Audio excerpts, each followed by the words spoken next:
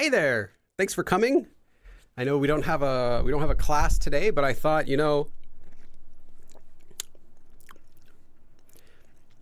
so how's everyone doing?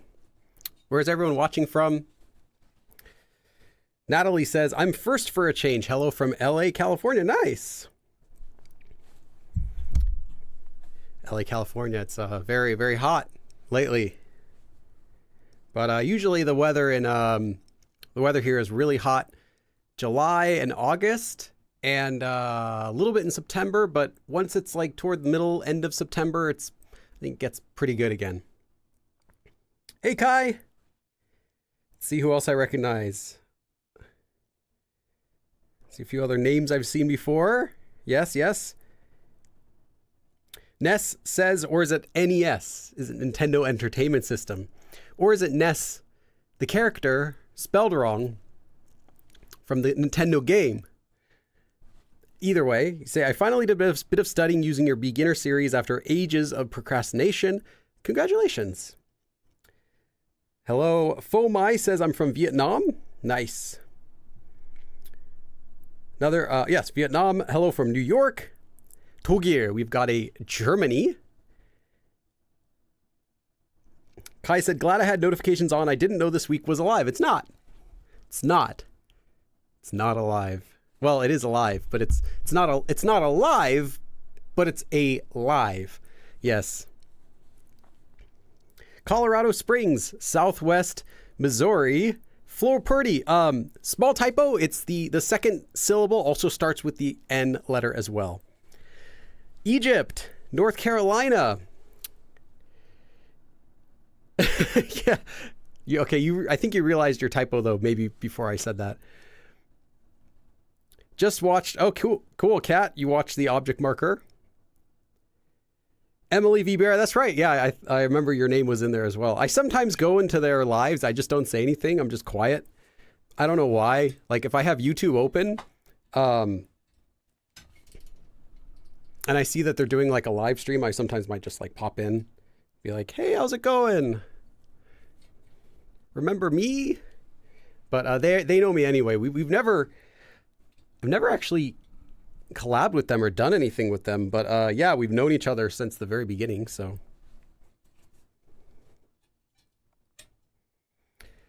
Colin says, what's today's topic? That's a good question. 안녕하세요. Jojo here, representing Canada. Josiah is that a JoJo reference? First time to catch your live. Nice. Ninsiku Mikiju, I can't pronounce your name, but you say, I saw you live last time and told you I'd buy your books and I bought them. Awesome. You kept your word. Thank you. And thank you for your support. Hello from Turkey, Mustafa. Yes, welcome. We don't have a class today because we only do classes 2 weeks in a row, and then the third week is off. But I kind of felt, I'm editing a video today. I'm editing some videos now that I filmed in Seoul, actually. Right now I'm editing a video about the best age to learn Korean. Believe it or not, there is a best age to learn Korean. Like scientifically, they've done some studies and there is a best age. So I made a video about that and I'm editing it today, but I kind of felt, I missed the chat. I miss talking with you. So I decided we'll do an extra live today. So we don't have a specific topic, but feel free to ask any questions. We'll talk, hang out. You can ask away anything you want to know, pretty much. Ness says, I don't know who needs to hear this, but it always helps me. The cost of procrastination is the future you could have had if you had just done it.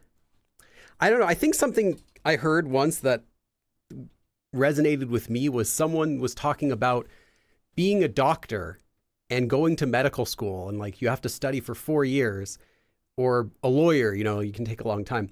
And someone said they didn't really know if they wanted to do it because, it's a long 4 years, and even though they would make the money back if they got a good job, it's still a big, thing to take on, this big task. And then someone had commented on that and saying, well, 4 years from now, you're still going to be around, probably. 4 years from now, you're going to be a doctor. And that in that future, that's the you, that's the now. And you're going to be able to say, well, I already did it now. So it's like, either way, you're going to be you in 4 years, might as well also be a doctor. And that's not a promotion to become a doctor. Goodness, no. But for something like Korean, which is not as challenging as becoming a doctor, you're going to be, let's say it takes however many years to learn Korean. You're still going to, in that many years, you're going to be there and you're going to be looking back and now you know Korean. So it doesn't matter if it's really hard or whatever. When you're in that future time, I'm not doing this very well, am I? When you're in that future years from now, however long it takes and whatever you're using to learn Korean, you can at least say, well, at least now I know Korean, versus you're going to get to that point anyway and not knowing Korean. So it's not really a big deal. It does take a lot of work, but you're going to get there anyway. Might as well know Korean. You know, you have to wait 4 years anyway. Might as well be a doctor. That sort of thing. Kai says, I'm guessing it's not 26, which is where I'm starting at. No, it's not. But I don't want to spoil the video because I'm editing it. And if I tell everyone, no one's going to watch it, right? It's more complicated than that. It's not just one single number. Although there was a really small range for self-study. It depends how you're learning, but there's a specific range. Anyway, and I want to talk more about it because it's such an interesting topic, and I have to wait though because I don't want to spoil everything.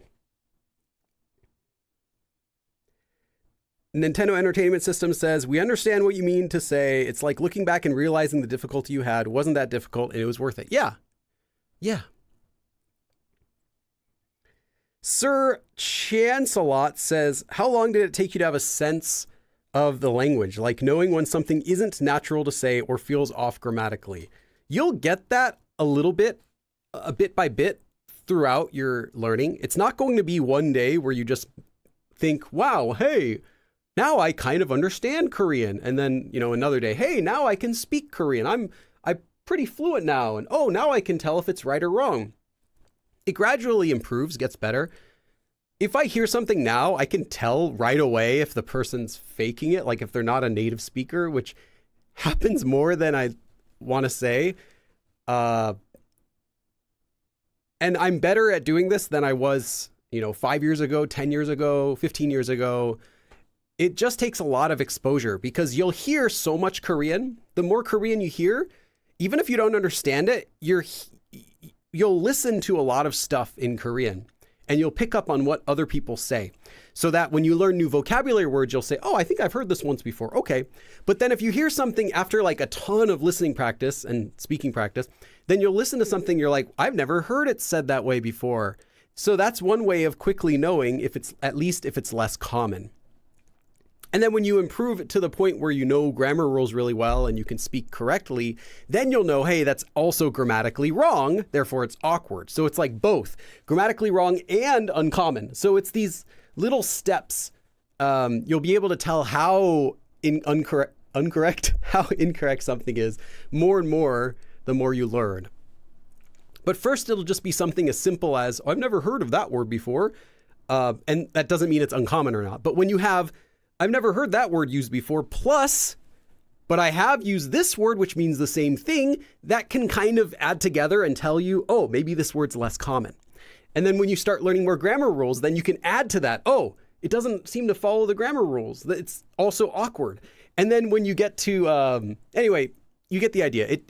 It's a process. So to answer your question, I think I had like kind of a general sense for like something isn't natural or feels off after about a year or so, 2 years, year and a half-ish of, but it didn't suddenly happen overnight. It was just kind of like when I stopped at that point and I'm like, oh yeah, I think by now I can kind of tell if something's natural or not. But then that doesn't mean that's the end. It's gotten better since then. Since I started teaching Korean, I've really gotten interested in learning lots of grammar rules. So a lot of stuff that's I can tell a lot better now what's unnatural than I could, back after a few years of studying Korean. See, Tsubaki says, I want to say thank you for all your hard work. I've been following for a while. Oh, nice, nice. Diana says, I guess like 0 to 5 years. These guesses are fun. You're wrong, but the guess is fun. Olgam. Olgam would be like the feeling of something, but that's not the... That wouldn't be a sense of the entire language so much. That would be like a specific word.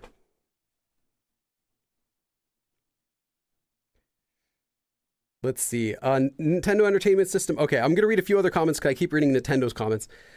Double consonants are going to be the death of me. Yeah, double consonants are fun. They just take a lot of listening practice and a lot of practice. Practice by yourself out loud, really loud. Try speaking Korean at a full volume when you're practicing to yourself. That way you can hear it, and your brain will kind of help you to adjust how you're saying something. Versus if you just say it really softly, you're not going to be able to hear yourself say it. It's hard to correct when you can't see where you're going. Becky says, hey, Billy, is it normal that I know more Korean if other is speaking when I want to speak? I don't know so many words. Oh, if someone else is speaking, you can understand something, but you don't know. I'm not quite sure what your question is, if you could rephrase it. Dilakingor asks, can I learn Korean by watching K-dramas? No. Josiah Ramos says, I've got a sense of the language when I started dreaming in Korean, waking up not remembering what I said in my dream. That happens to me rarely, but yeah, sometimes I'll have a dream in Korean, and usually though my dreams are in English, but because I don't think in Korean throughout the day. Unless I'm speaking Korean, then I think in Korean. But throughout the day, I don't speak to myself in Korean very much. But if you're doing a lot of speaking practice through the day, then that can happen. Or I don't know, maybe I am dreaming in Korean, I just forget.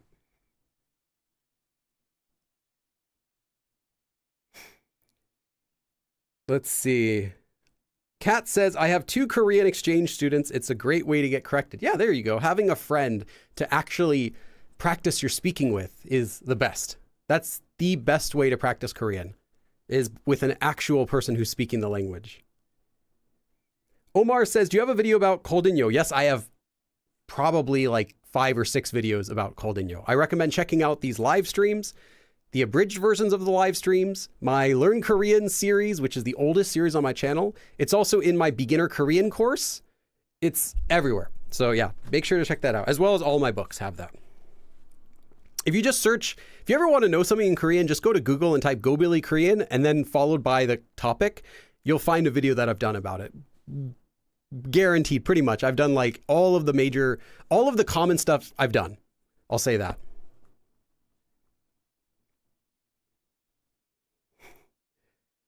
Webtoons, who knows, asks, are webtoons good for expanding vocabulary? For the webtoon, it depends on the webtoon you're reading. I think if you are learning from webtoons, you really should already be at a complete conversational Korean level. I wouldn't recommend webtoons if you're a beginner, because they're going to be more natural Korean than, say, a drama or something like that, and it's going to be easier to read. The problem is you're going to be learning, depending on the type of webtoon you're reading, it's going to be a bunch of words you probably don't need. Now, I've recommended some comics before. There are going to be comics like specific topics, like maybe if there's a comic about like cooking, it's not going to be, you're not going to have like crazy vocab in there. But a lot of the webtoons I've seen are like fantasy webtoons or like romance webtoons, and you might get topics that aren't commonly discussed in real life, like summoning a monster or something, you know, playing card games, like depends on the topic. So I would say yes and no, but I wouldn't recommend them just in general. I think there are better ways to practice reading than webtoons necessarily, unless you get the right ones. But if you're already conversational, then sure, just be prepared to learn lots of words that are specific to that webtoon.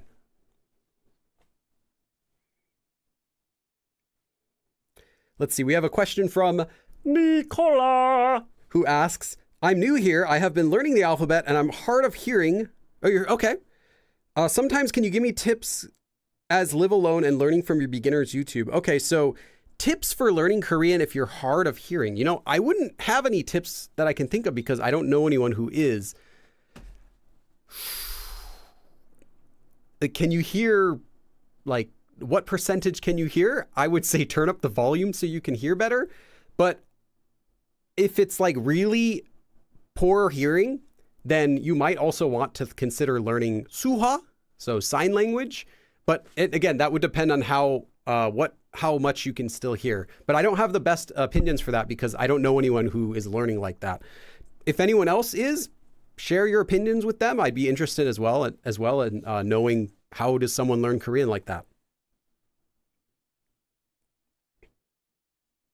Kat says, I answer spam calls in Korean. What if they have a Korean speaker, though? What are you going to do? They'll be like, oh, hold on, we have a Korean speaker, and they transfer you. Well, then, I guess that's good, too. You get free Korean practice. And the best thing is you're not paying them anything to speak with you. Loa Lounge, welcome. 여러분 안녕하세요.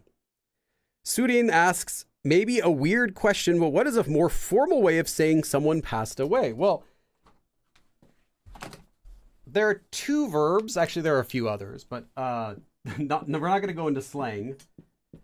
The verb for to die is 죽다, and you wouldn't use this 죽었습니다. It's like they are dead, R.I.P. It's very casual. Even if you use it formally, it sounds like die. It just sounds like dead, like they died. It's very straightforward.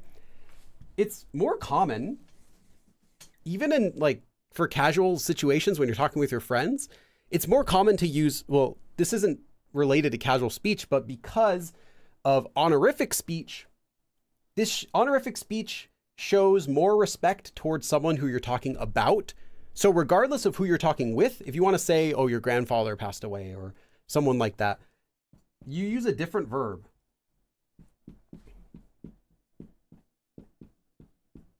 돌아가시다 is an honorific version of 죽다. It means to die as well, but it has the nuance of pass away. Like, oh yeah, my great-great-grandfather passed away last week. It doesn't sound like, yeah, my great-great-grandfather, he croaked yesterday. Like, that's this. He be dead. It's not rude to use this because as a Korean learner, no one's going to fault you for saying this one, but this sounds much more sensitive. And there are some other words you can use as well, but this is the one I'd recommend. 돌아가시다. So you can say, 돌아가셨어요. 할아버지께서 3일 전에 돌아가셨어요. 돌아가셨다고 들었어요. Like I heard passed away. And then there are some other phrases you can use for that. So you want to use the verb 돌아가시다, which is the honorific version of 죽다. But do not use, do not use 죽으시다 unless you're joking. Just change the verb completely to this. Hamna asks, can you upload advanced level Korean course? I have, what topic do you want to know? I probably have already taught it in these live streams. But if you want something after the beginner course, that's my Korean conversation course. There's only one more episode that'll be uploaded to my channel, which will be this week on Friday, I think. That'll be the last episode, or Thursday. Yeah, Thursday. That'll be the last episode of this course. And that course you can do right after finishing the beginner conversation course. As long as you feel comfortable with all of that information, then you're ready for the full Korean conversation course, which is, as I say in the first episode, it's 100% real, like actual, not filtered, not like corrected to make it more correct, just straight Korean, full Korean conversations with everything, including like errors, everything how a person would actually speak. And I also have a new course coming out. Well, not a new course. I have some new videos coming out that I filmed that are interviews, which are going to be like simple Korean listening interviews, which will start going up, I think, like next month. And those are where I just interview people and I ask really basic questions and then I show you their entire answer. You don't hear, it's not like cut for time. You just hear their full answer where they'll say, you know, they're thinking about what to say. They say something, they change their mind, just that sort of thing. So those will also be going up starting from next month. Kai has a really good question. Kai asks, at what stage should someone start trying to practice or do language exchange with native speakers? What I'm going to say, I think is different than you'll hear other people say. I think you can start trying to speak with a native in Korean from the very beginning. You're not going to have the best conversations, though. I'll say that. The reason, though, I think you can start in the beginning, despite not being able to say almost anything, is because you need to practice everything you're learning to get to the point where you can have actual conversations with people. You're not going to just magically study from a book for like 3 years and then suddenly you can have conversations after this much time by studying by yourself. Conversations come from being able to have a conversation, comes from practicing having conversations. Even if those conversations start out very poorly and very slowly. You can try just saying, hello, 안녕하세요, 반갑습니다. 저는 빌리라고 합니다. Like, hello, nice to meet you. My name's Billy. Really simple things. And then let them, you can go back to English and talk with them, but use whatever Korean you can as much as you can. Because if you're not practicing the Korean you're studying, you're not going to ever one day realize, oh, hey, now I can try practicing conversation. Just make Korean friends right now, no matter your level. And then again, don't expect to have conversations with them when you're a beginner, but have a person you can bounce sentences off of, that you can practice what you're learning, at least. Hey, Flo. Thank you, Flo. Flo is our first supporter for today's stream. Flo Purdy. Flo Purdy. Thank you so much. Flo says, I can't stick around too long. 오늘은 우리 딸의 생일. Okay, small typo for 오 for today. The rest of it's perfect. But I wanted to show my appreciation for all that you do. Thank you so much. I'm going to like that too. Can I like it? Why can't I? Okay. Well, it won't let me like it, but at least I hearted it. Thank you so much. Let me give you 10 dabs for your donation. 1, 2, 3, 4, 5, 6, 7, 8, 9, 10. Z says, random question. Do you have a favorite word? I did an article. I've done a bunch of like random articles for like online newspapers and stuff. And they've asked me this question a few times. I don't, but I think I've said a variety of words because they really want to know, Billy, what's your favorite word? I don't have a favorite. Who has a favorite word? It's like, what's your favorite color? I don't have a favorite. I had a favorite color when I was like 4. I don't have a favorite color anymore. I don't have a favorite Korean word, but I would always tell them whenever they asked, like, what's my favorite word? I would say, okay, fine. You want a favorite word? I'll pick 헐. 헐. I said this though in one of the articles, like, no, you can't use that because it's slang. Can you give me another word? So I think I said like poem or spring or something. Anyway, 헐, if I have to pick, 헐, I'll say is my favorite word. 헐 is, it's actually easy because it comes from the expression, not an expression, it comes from the sound, the exclamation, like 헉, 헉 is exactly that. It's like, it's just a gasp sound, like 헉, like, oh my goodness, 헉. Like you just let out a gasp. And it's changed to be funny by making it 헐. And 헐 is just a gasp that you make sarcastically. So it's when you're being sarcastic you're surprised about something sarcastically. So it might be like, oh, uh-oh, or duh. It can have a lot of different meanings depending on the usage, but it really is just a sarcastic surprise sound. And it just sounds funny. I like the word. It's casual though. So don't use it to like new friends. Don't use it to people who are older than you.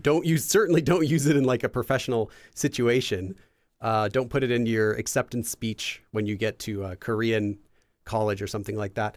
But yeah, I really like that word. And there's actually I don't think I can pin it, but I actually have a t-shirt on my channel. Do I have a link to that? Hold on.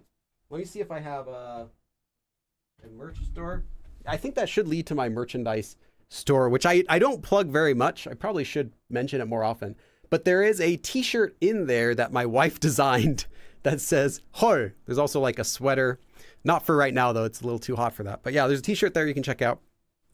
Do I have it?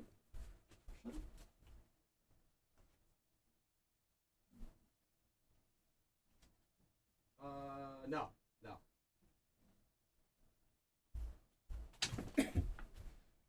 No, I don't have it. I thought I had one. Blood Falcon says, I personally waited about 1 year, but your advice makes sense. That's fine. And if you wait, I mean, yeah, you're going to have better conversations the longer you wait, but you also could save some time by not waiting. I'll say that. Yeah, there you go. And for reference, for all of the languages I started learning by myself, except for French, that was from high school, and they didn't have like chatting online or anything, a way to make French friends.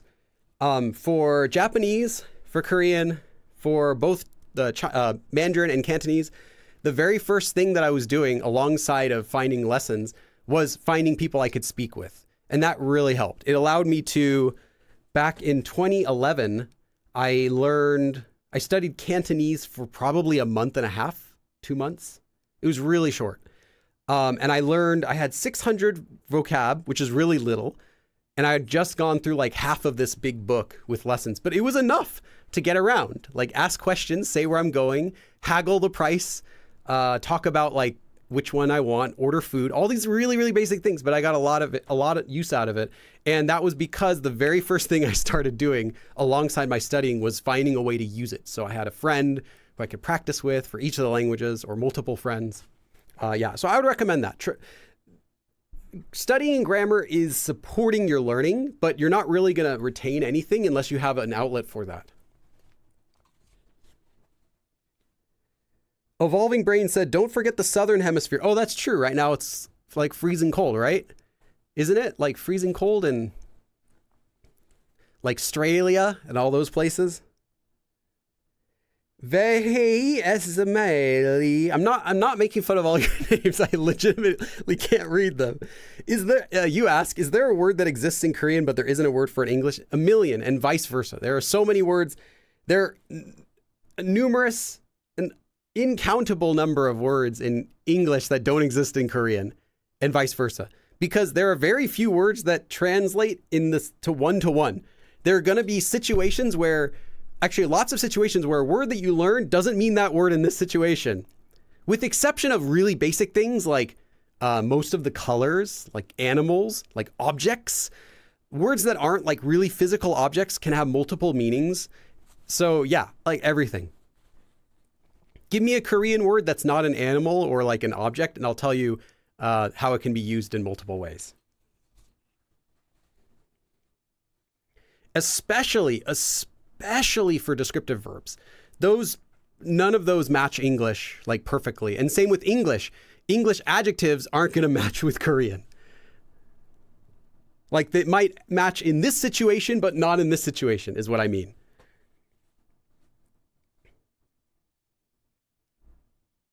Kai says, these lives always feel like you're hanging out with cool professors in school. Nice. Fisho says, Billy, so you suggest to speak early? Yeah. And some people I've heard some people talk about like, you shouldn't start speaking early because it'll negatively affect your pronunciation. You'll have bad pronunciation. Guess what? People who start late also have bad pronunciation. Having bad pronunciation means you're still learning the language. Nobody is going to spend years and years studying Korean by themselves and listening to Korean, and then the first time they open their mouth, they're going to sound good. No, nobody does. It's a myth. You're going to start speaking Korean and it's not going to sound accurate. Really. I've never met anyone who has good pronunciation who's been studying Korean for less than like 3 months, 4 months, and then has a lot of listening experience before that as well. So there's nothing, you're not hurting yourself. And for a reference, I also started when I was brand new. I started practicing speaking. I would read the sentences in my book out loud and read vocabulary out loud while I was studying it. And I didn't have great pronunciation when I started. People said, oh, wow, you're Korean. 한국 사람인 줄 알았어요. I thought you're Korean. 한국말 너무 잘하시네요. That's just what they say by default. But I actually didn't have great pronunciation. And my pronunciation got better, as it would, because my Korean got better. And if I listen to my videos when I first started YouTube, so almost 12 years ago now, and I can hear my Korean speaking in those videos, and I know my Korean, how it sounded at that time, it was okay. But I feel like now in comparison, oh wow, I'm way better than that now. Your pronunciation will get better the more you're exposed to the language and the more you practice it. So you don't have to wait to start speaking. It's not going to negatively affect your Korean. But yeah, no one starts out with perfect pronunciation. Wow. Oh, Ad Astra, which is that's not related to the Brad Pitt movie, right? Ad Astra, my goodness. Ad Astra. Wow. You know, I actually kind of liked that movie. I know it was like kind of universally panned. I kind of liked it, except for the gorilla part. But I didn't mind the pirates. I thought that was cool. But the gorilla part was like, Okay, appreciate all you do, says Ad Astra. I'm 73 and learning. You are not at all you are by far not the oldest person that I know who is learning Korean. So that's incredible. Thank you so much. Can I give you 50 dabs for your donation? Let me play some music. Let's put on the dab party. Get my longest track called Disco Party. Here we go. 50 dabs. 1, 2, 3, 4, 5, 2, 3, 4, 5, 6, 7, 8, 10, 1, 2, 3, 4, 5, 6, 7, 8, 30, 1, 2, 3, 4, 5, 6, 7, 8, 9, 40. Well, I need some more music. Hold on. 1, 2, 4, 5, 6, 7, 8, 9, 50. Okay.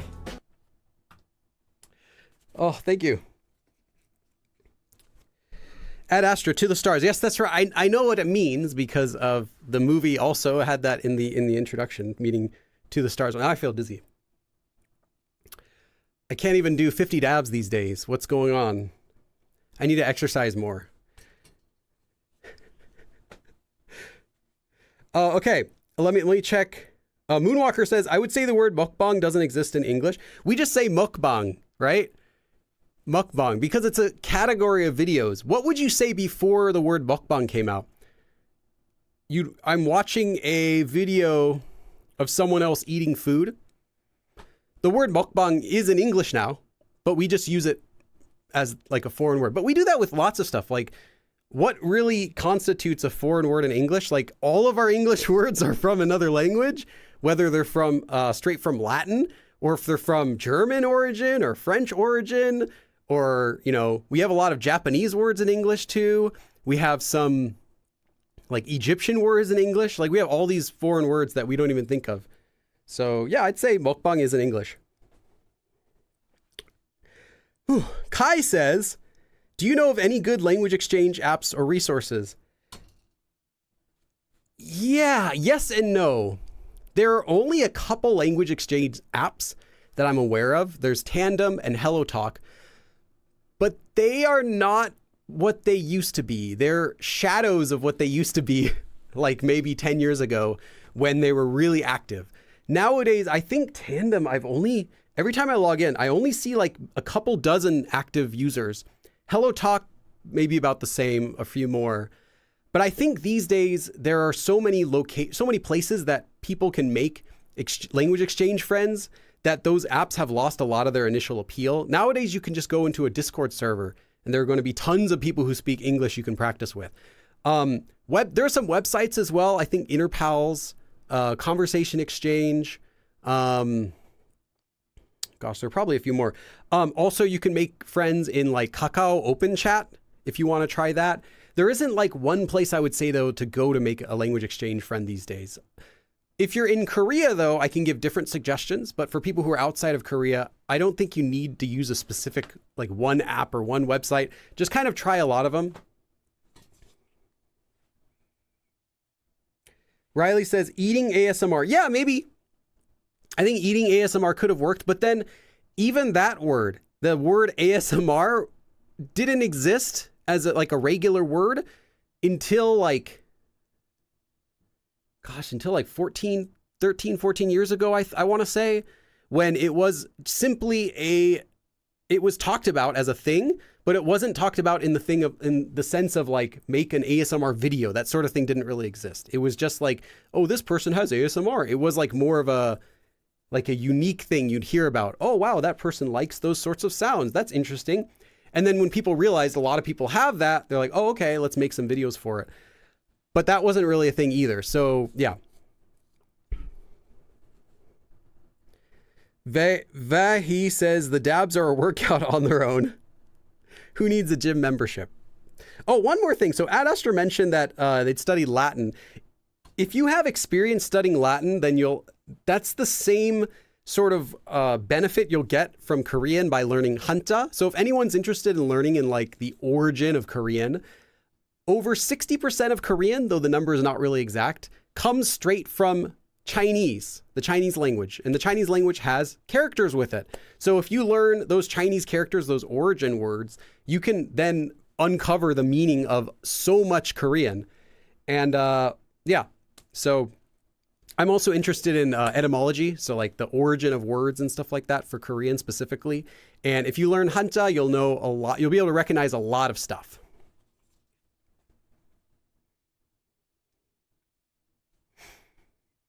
HelloTalk is very helpful. Yeah, I used HelloTalk probably 10 or so years ago. I used to use it a lot. And I made some friends. And in fact, I still have one of my friends. I met them like way when I was first using the app. So this would have been like 10 or 11 years ago. And I still hang out with them. I just met them last month again. Sir Chancelot says, am I allowed to link a relevant Discord server here? Sure. I mean, unless it blocks your link. I don't know. Go ahead and try. Or just say the name of the Discord server. Then we can just search it that way in case it doesn't work. Tarot Shot says, today I set my phone into Korean, so now I see a lot of things in Korean. The exposure is great, but I'm not sure I'll keep it for long. Yeah, the thing about changing your language, the phone language or your computer language into Korean isn't that big of a benefit because it just makes you lost. You're not going to really be learning a lot of the words that are in your phone. Like, do you need to know the word notification in Korean? Like, do you need to know the word settings? If you're still a beginner, I know the word, 설정, but do you need to know that word if you're a beginner? Probably not. Do you need to know like Bluetooth, advanced control, volume enhancer? Like, I think it's not bad, but it's not a huge help. And then turning your computer into Korean is careful because if you actually have to do something important on your computer, you'll have to like restart it to undo that. But yeah, it's fun. You can try it out. Ben says, have you done a video on how to learn vocabulary from reading? I can't really grasp new words. I did a video about how to use Anki, which is a vocabulary card reviewing app that's free on everything except for Apple, where you have to pay like $20 for it. But it's a really good app. And I made a video about how to use that to create vocabulary decks. So you can check that video out. That would probably be, it would be the same whether you're using reading like from books or articles or anything.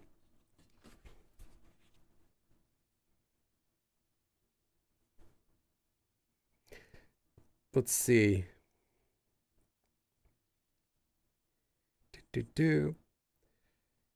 Kai says, I love the background. Oh yeah, we're just in a library today. I didn't know what to do because I always spend like so much time thinking about where to have our live lessons. But today I'm just like, we'll just be in a library today. It's simple. It's not even in Korea. I don't even know. It's some library in the US. I can't remember where it is. Some famous library. Love Zavi asks, can you tell me more about your beginner course? I found my biggest obstacle is knowing how to pronounce words and phrases. Yeah, my beginner course is, let's see, I'll just make a link to it here.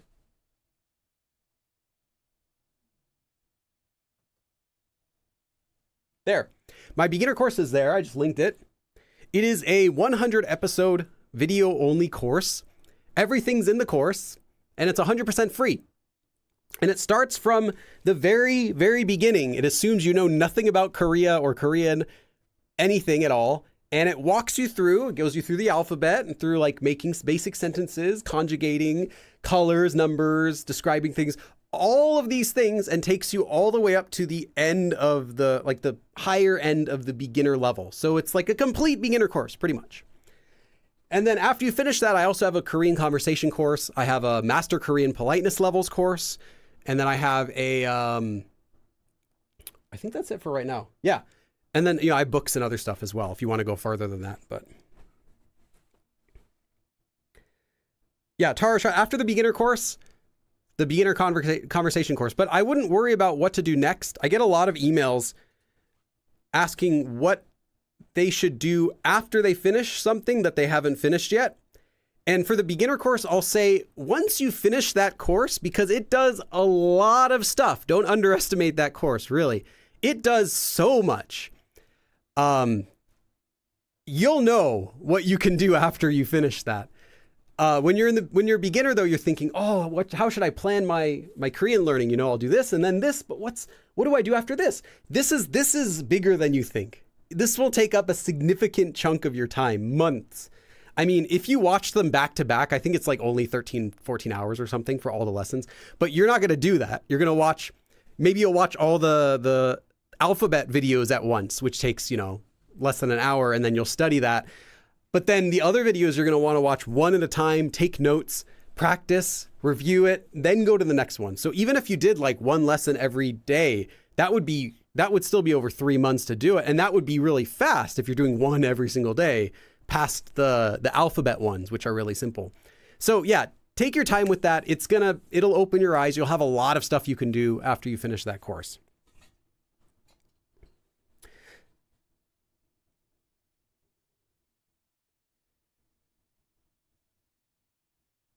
Jonesy says, I find a 12-minute class takes about 60 minutes. Yeah. And that's pretty fast if you're doing that. Because the lessons, although I'm not rushing through the information, there's no reason to speak like extremely slow and pause while the learner is making sentences, because you can just pause the video and write something and take notes. So the lessons might be, I think on average, they're about 10 minutes for most of the episodes. And you can watch it in 10 minutes. But then after you watch it and you've taken your notes and watched it, you're going to need to practice it so you know how to use it, because it'll come up again in the next lessons after that. Like if I teach you the colors, I'm not going to go back every single time I give a new color and say, oh, this is a color. Here's how it works again. You're just going to have to pause the video at that point, review your notes on colors, and then continue along. And that can take longer and longer if you haven't reviewed enough information before, and longer if you're not going out and trying to practice this stuff on your own. Mitchell says, do I have a motivational speech for people like me who try our best to study Korean? I'm not sure what you mean.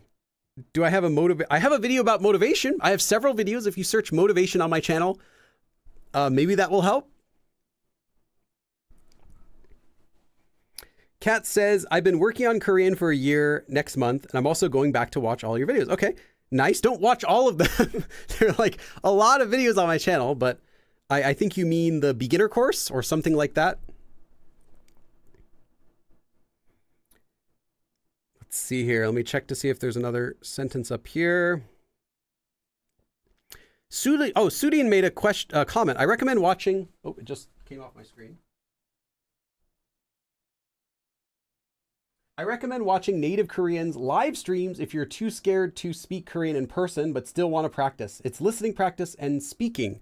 Yes.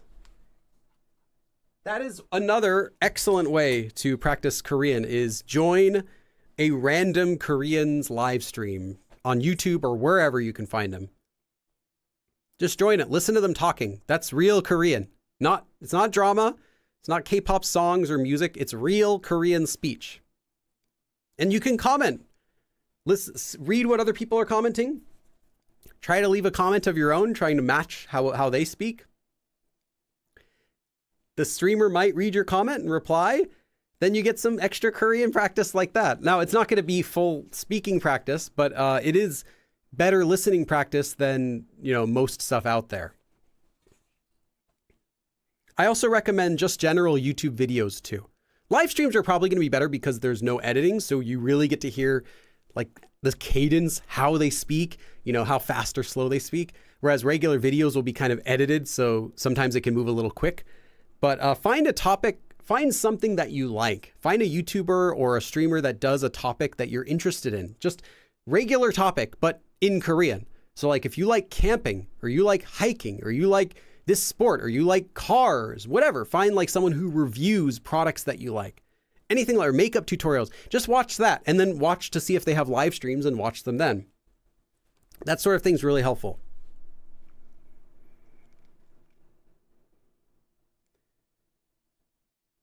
Let's see. Sammy says, where can I find your lessons? I can't find it in the description. It's on my channel. Just go to my channel. You'll see it right there. Beginner course.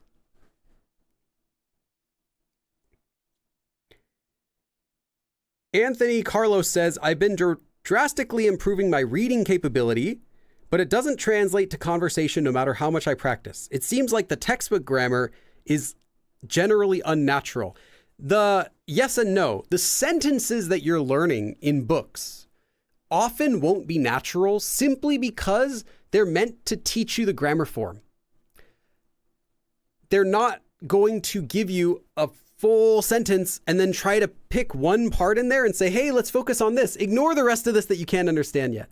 You want to present a grammar form so that it's easy to see it, to see what it means and how it's used before you're just thrown into the deep end, right?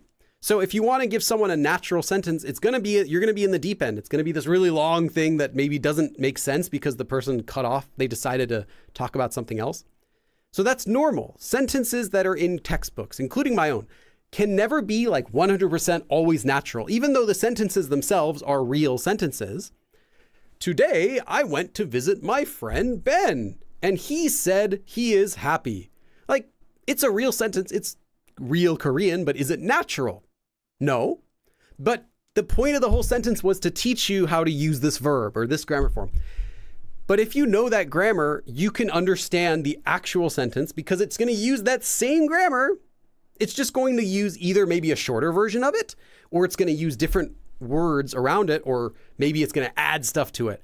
But it's going to be the same grammar form. So if you know the grammar form, you can still understand conversation, but you're just going to need a lot of exposure. So I'm going to guess specifically for you, you do not have much exposure to the language, whether through listening practice or, watching videos or anything. You really need way more listening practice and speaking practice than you think for Korean. Yeah, that's what I'll say. Just find some more listening practice you can do, because you can spend 10 years studying Korean with only books, but not be able to speak it. And that does happen with some people who are only focused on studying for the TOPIK test, for example, and they don't actually go out and practice Korean. They're only focused on that TOPIK test and they ace it. They get almost perfect score, but they can't have a conversation or they sound really unnatural. That sort of thing can happen. So you need to make sure you're also getting plenty of listening practice and some speaking practice.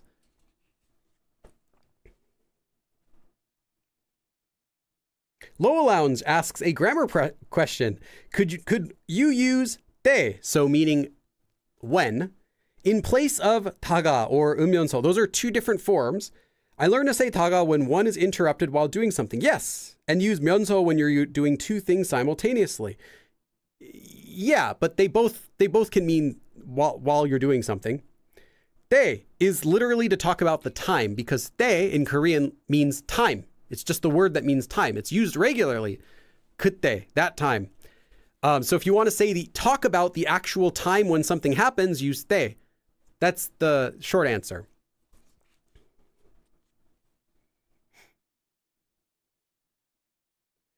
Love says, I came across your video analyzing how well Bangchan and Felix from Stray Kids speak Korean. Hold on one second.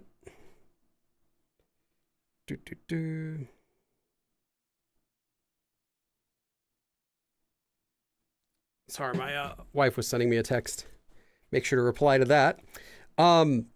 Your video for Bangchan and Felix. Yeah, I liked making that video, but I think I made some people upset with that video by saying that they weren't quite the same as a native Korean speaker because they had to learn Korean. I think some people were mad, saying I don't know if mad is the word, upset that I would say that they weren't native speakers as far as their abilities go.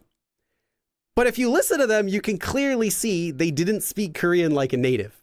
So I think that sort of thing would be coming from people who don't speak much Korean. They can't hear how they actually sound. But I think that's what actually makes their story even cooler, especially Felix. I mean, Bangchan's great too. Bangchan he spoke pretty good though in the beginning. But Felix's story, you hear how his Korean was when he first started, and he didn't sound that great. But then in 3 years of really, really focusing and studying Korean, he became extremely good at speaking Korean. And that just shows, you know, how hard he tried, how much he worked to get there. Convenient plot device says you don't want wife aggro. No, it's not quite aggro, but yes, exactly. Evolving Brain says, what are 3 or 4 ways to say I'm so stuffed, I ate so much I feel like a pig, or I ate so much I feel like I'm going to explode? There are a lot of ways you can say that. I won't give you 3 or 4. I'll give you a couple. 배가 터지겠다? You can use that.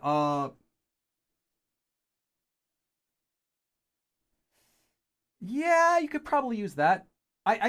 There are a lot of ways you can say it, but the actual most natural way you're going to hear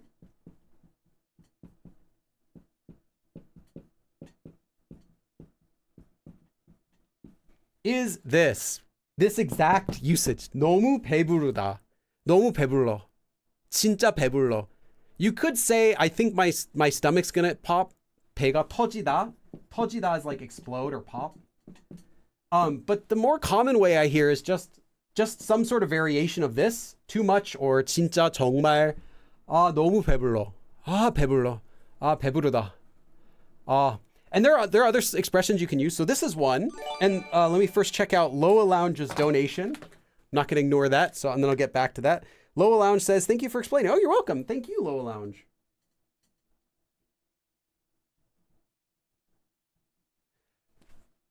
Just a reminder to everyone that my channel is run on your donations, the ad revenue from this channel, as well as Patreon. So special thanks. Thank you to everyone who's supporting me financially. And if you can't, don't worry, I still appreciate you watching this video. But I do also especially appreciate those who can, because it's keeping this channel going. It's keeping me going. Sulin said it's all about exposure. Yeah. And don't be jealous, because if you're talking about like Felix, someone who learned Korean, not someone who learned English, but someone who learned Korean, because that's a different story. That's one of the reasons why they usually start the process for doing like K-pop celebrities. They start it really early when they're young, 11 to 13, usually, because they can learn Korean simply by being in Korea. They don't need to do any special work other than exist in Korea and be surrounded by people speaking Korean to learn the language, just like a child would.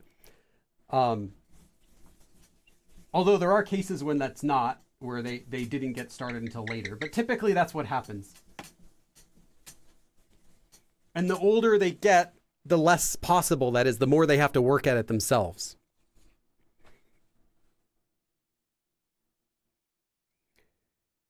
과식하다 is simply to overeat, which funnily enough, the Korean word 오바이트, from overeat, means to throw up. So let's see. Oh, hey, Evolving Brain. Evolving Brain, thank you so much.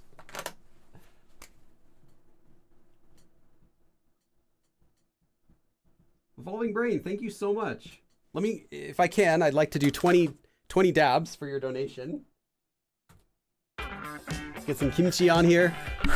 2, 3, 4, 5, 6, 7, 8, 9, 10, 11, 12, 13, 14, 15, 16, 17, 18, 19, 20. Oh, I'm dizzy from swinging my head back and forth.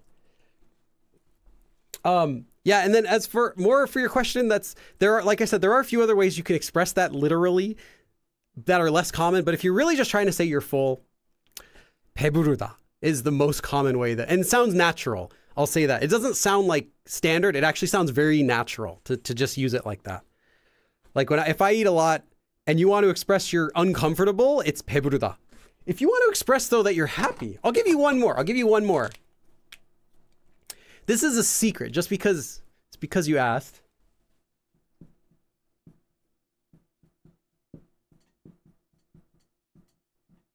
So normally when you eat a lot of food and you want to say, oh, I'm so full. But what if you were so hungry, like you're starving, and then you finally get to eat and now you're like, oh, this is good. Oh, I'm good. Like, you know what I'm talking about. There isn't really an expression for this in English that we use, But you know the feeling I'm talking about when you were so hungry and like you're just dying, like it could be thirsty or hungry. You're so thirsty and you finally have this like gigantic mug of ice water and it's like so icy and there's like condensation all over the glass and the water's just like perfectly clear and the ice goes on the glass and you just down the whole thing and you go, ah, oh, that hits the spot. We don't use that expression too much, but you know the feeling. Or when you eat, like you really, really want to try this restaurant, you really want tacos, okay? You're like dying for tacos, and you finally go to the taco restaurant you want. You order the tacos you want. You get a nice big horchata with it. You have the tacos. Oh, nom, nom, nom. After you're like halfway through, you're like, oh man, oh this is so good. Like I feel so good right now. You want to express that you're okay. This is a really common expression they use in Korean. It's not so common to say this kind of thing, like, oh, that hits the spot in English, but they say it in Korean and they say 살 것 같다. And you would conjugate this. You can use this. 살다 is just to live. So 살 것 같다 literally means I think I will live. Like 살 것 같아요. I think I will live. So I think I'm going to be okay is what it implies. 아, 살 것 같아. 아, 살 것 같네. 살 것 같아 to yourself. 아, 이제 좀 살 것 같네. Like now I feel like better. So it's not expressing that you're full necessarily. You could say this at any point in your meal. You can have the first bite and be like, oh, 이제 살 것 같네. Like, oh, now I'm good. But it's often used to imply like, you could use it when you're full and happy as well. Like you got something you want when you're thirsty or hungry. So that's one more I'll give you. And also very, very natural sounding. You probably won't find it in a book. Surin says, in what context is 고생했어요 used? I don't really get it. I actually made a video. Hold on.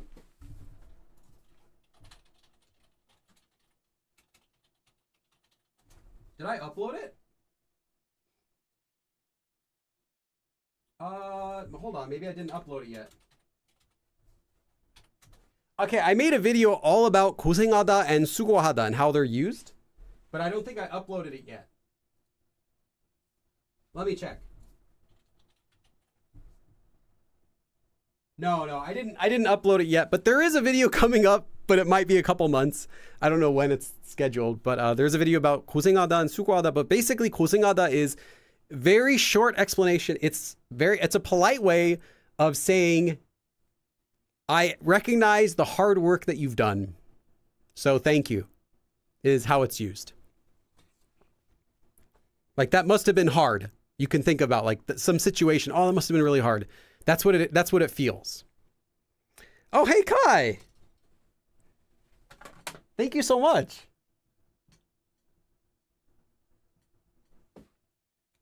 Kai, if it's okay, let me give you 10 dabs. I'll do some stars for Kai. Our 1993 GeoCities stars. Actually, I think I did take them from a GeoCities website. 1, 2, 3, 4, 5, 6, 7, 8, 9, 10. Happy to keep such a useful and wonderful channel going. Yes, again, my channel is all run thanks to people just like yourself who support it. People buy my books, watch the videos, and don't skip the ads. All that stuff eventually funnels into me and then goes out to paying my electric bill for air conditioning and these lights and all this stuff, and then trips to go to Korea once a year to film videos. Yeah, I've spent probably more than from this YouTube channel. Yeah, I think I've even spent a lot more every single month.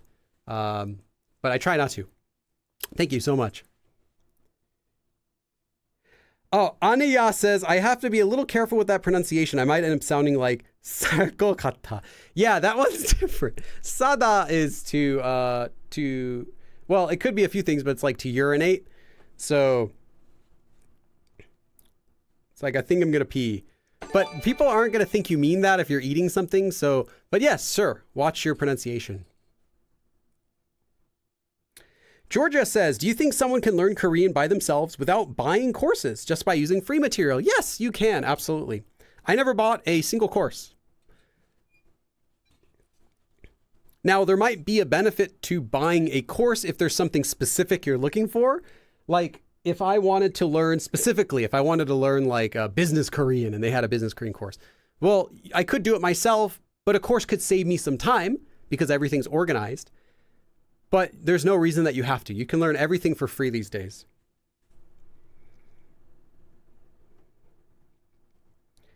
Moonwalker says, you need to dab in the other direction, otherwise your dab muscles will be imbalanced. Oh, I never really thought about that. Try alternating dab direction for proper muscle usage. I'm going to end up with like these gigantic biceps here or something. No, yeah, and then like biceps over here. I think it kind of feels, yeah, it's mostly on this side. And they're going to be like, what happened? I'll be like, it's the dabbing. I had that happen when I worked at Baskin Robbins a long time ago. Is my right arm muscles were like big, like it felt like a small baseball, but my left arm wasn't. So I started alternating when I worked there, I remember. Let's see. Kat says, are there times when you use ta and don't conjugate at all? Yes. If you're using the plain form of a descriptive verb, then yes, you would not conjugate it. Another time is when you're using the taga form and you don't add the ka. That's another time you'll see it. And then there's another form that's less common. Well, there are other grammar forms as well that use ta with something else, like hada shipta, ta for whatever. So yeah, there are a lot of times when you would. But if you're talking about like general conjugation at the end of a sentence, not commonly. There is a form that ends the sentence with the unconjugated dictionary form, even for action verbs, but it's less common.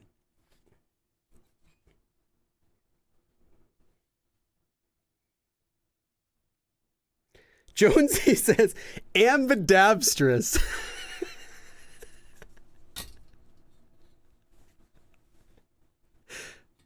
Nice. Terrashot, what is a plain form? Not plain as in like a airplane, but plain as in normal, like boring.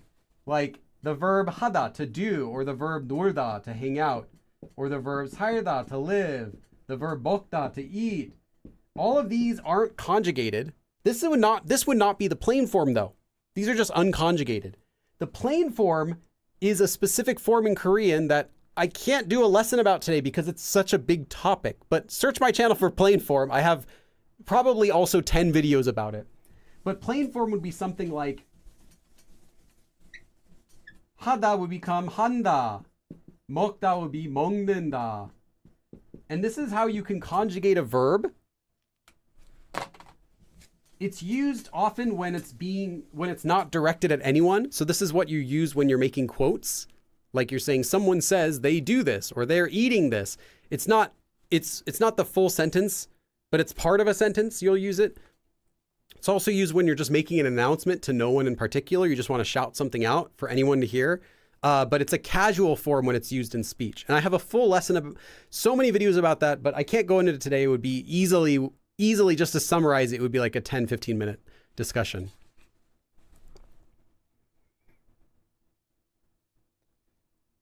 Okay, let's see. Nikki asks a question. Hello, how would you get the most out of learning Korean through songs or videos? Songs you will not learn Korean from. That's period.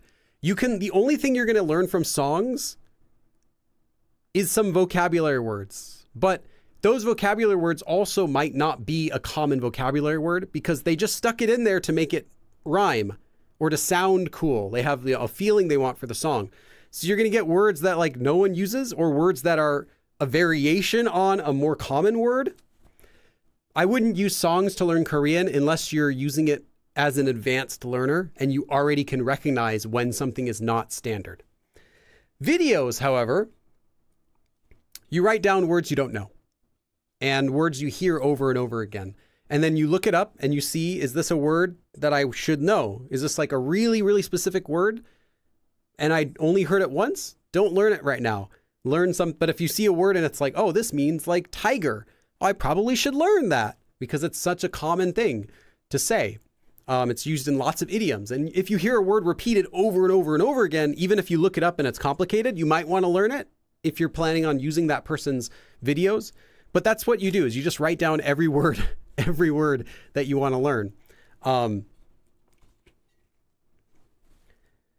If you're not trying to use it for that, like that intensively though, just don't use subtitles and listen to the video as much as you can. Focus on understanding it as much as you can. Don't look at any English subtitles. Just focus on it. And that also is helpful for just improving your exposure to the language, to getting your ears used to hearing it. That still helps. Yeah, 호랑이, that's right. Okay. Moon Sunny says, "Hey Billy, you inspire me. I just got home from work and was thinking of studying Korean. Then I saw you were live and know I should study now. Let this be the sign. Let this be a sign to you that now is the time to study Korean, or at least after the live. Don't abandon me and then go study Korean. Well, I mean, you could study Korean while you're watching.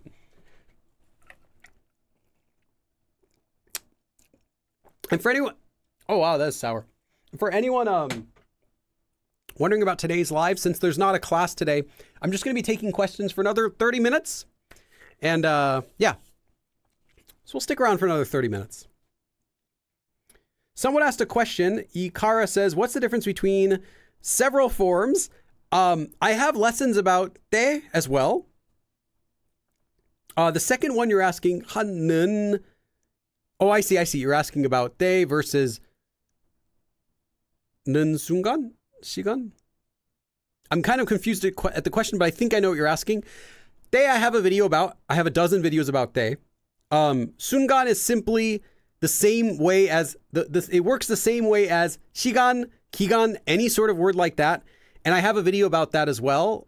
It means the time to do something, like the moment that someone does something, or the time that someone does something, or the period that someone does something. It's the exact same thing, but watch my video about te first because it works in the exact same way as that. But those aren't really separate forms. It's just sticking a different noun, and you can put 100 different nouns in front of there, but they're not all different grammar forms. It's just the same grammar form with different words. Like if you wanted to say 갈 때, 가다 is the verb for to go. So 갈 is just making it into the form. 때, I mean, to be specific, this is actually the future tense, but you don't need to think about it like that. 때 is time. So literally the time that you will, future tense technically, the time that you go. So it's time to go. But this is specifically the time, a specific time. So this means when you go, when you translate it. However, if you use the unspecific word for time, 시간, which just means time in general, 갈 시간 means time to go. So you can say 갈 시간이야, hey, it's time to go. 갈, what else do you want to do? Moment, 순간, it's the moment to go. If you want to change this to the past tense, 간, the time you went. Oops, sorry. I was thinking of 기간 and put them together. 순간, the moment that you went. Like that's how it works. There isn't really a separate form though. The trick is understanding how to use te first, because the other ones all work the same way. And I have videos about that in my channel. Stefan asks, I've been learning Korean for a few weeks, and do you think there's future in, or what kind of jobs would young people be able to do? I actually wanted to make a video about this. It didn't turn out as I was hoping. If you want to have a job using Korean, outside of Korea, you actually have a lot of choices. Inside Korea, there aren't very many jobs you can do as a foreigner. You can be an English teacher, or you can have some special skill that makes you more valuable than a Korean person. Otherwise, why would they hire you and pay you more money? They'll just hire someone who's native Korean and does the same thing you can do. So you need a special skill that they can't just hire another random person for. Software engineer, like if you're a really good software engineer, you can get hired because that's competitive. Even Koreans, you can compete with other Koreans. I knew some guy who was like a systems, like a network administrator or something for a Korean company and worked in Korea and got paid really, really high salary because there weren't enough people they could find in Korea that they could even hire for that job. So if you have a really specific, highly skilled talent, ability, then you can get a job in Korea doing that. Like maybe you're a COBOL programmer or something like that. That might be useful in Korea. I don't know. But for outside of Korea, literally any job that is Korean, like that has a Korean clientele or a Korean company, a branch outside of Korea. And that's any single job there is. Like there might be a Korean company that sells backpacks. Well, you could work at that store and you can speak Korean with Korean clients. Cool. Or you were a finance department at a Korean company, or you work at a regular company, but they do business with lots of Koreans. Cool.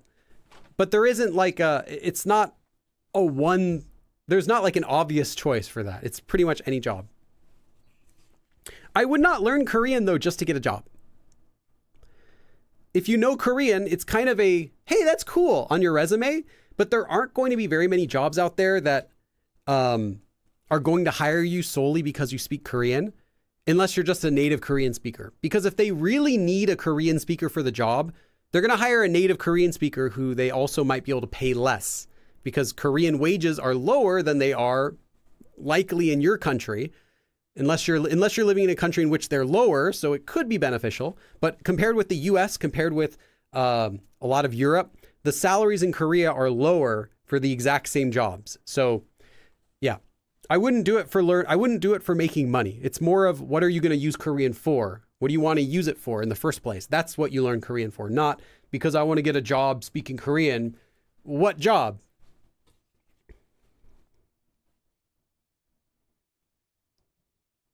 Mike says, how can I activate all my grammar vocab I've studied and can recall or recognize? In conversation, it seems only my basic Korean is accessible when I speak. Yeah, that's normal. You'll never be able to activate all of the Korean. I won't make a dumb joke. You'll never be able to activate all of the Korean that's available to you when you're having a conversation. But when you get better at using the basic Korean then it becomes a different game. Then your brain's going to think, oh, well, I obviously know this. What else can I use? And then you're going to be able to start pulling out new stuff. But you have to get to that basic level first. So when you get more comfortable using the basic stuff then you'll be able to pull out more and move up. And then that'll get more comfortable. And then you can pull out more. That's how it works. And to get more comfortable at that basic level, you need a lot of speaking practice. And you can get this anyway by talking to yourself out loud. That's one easy way, just while you're walking through the house. Read the sentences that are in your books or in your courses or whatever. Read them out loud so you can hear them. And then practice making sentences either by yourself or I've said this before, turn on a live stream on YouTube or Twitch. Make the title in Korean, like I'm practicing Korean or whatever, and just start speaking and see who comes in, and just start talking to yourself. Someone might come in and reply to you and tell you, oh, this is how you say it like this. Just practice speaking however you can, whatever's comfortable for you or uncomfortable for you, whatever you can do.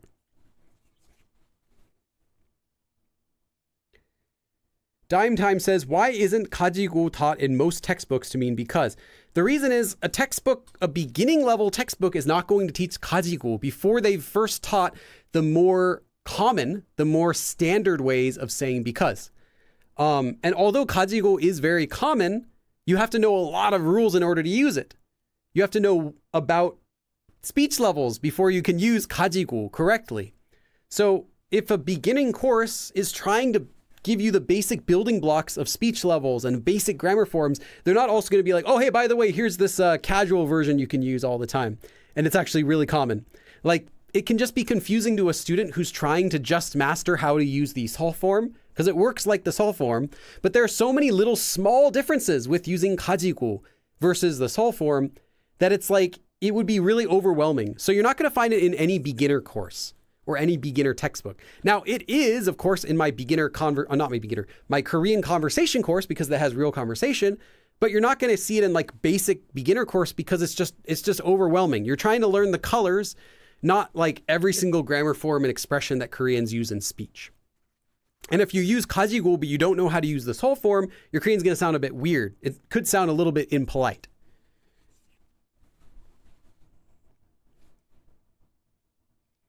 Mystery Weeb says, hey, Billy, is it okay to study Korean to be a translator? I mean, you can do whatever you want, but I don't think it's a good career path financially because, as I mentioned before, if there is a Korean person that can do the job, they will do the job cheaper than you in Korea.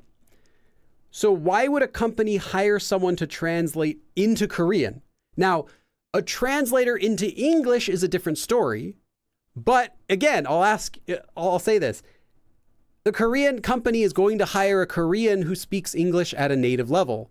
A Korean who grew up outside of Korea, maybe they grew up in the US and they learned to speak Korean and then they moved to Korea at like 12 years old and then they moved back to the US later. So they speak Korean really good, but they speak English natively or maybe close to natively. They're going to hire that person who's cheaper. But it depends. You might get a project. Sometimes there are these projects going around where they just want to hire a non-native Korean speaker. They want to hire someone who's native English speaker but speaks Korean at a high level because they want the best possible natural translation and you happen to be a good writer in English. That's the key. You also are a really good writer in English so they know they can trust you. Then, now your value is higher than just the average person who can translate. So you'd have to distinguish yourself. What makes you a better choice to a company than just a regular native Korean person who speaks English at a high level? So if that's you, you're good at writing and you get to a very high Korean level, then yes, it's a possibility. But for basic translation, like really basic stuff, they can just use a translation machine. And this isn't new with ChatGPT. They could do this from like 2 decades ago. Just do online translation machines and translate everything basically and then have someone fix it up, have an editor go through and just correct it. So yeah, you really have to distinguish yourself if you're looking for that sort of job. Kozma says, I've started reading a Korean novel. It's kind of difficult. It would be.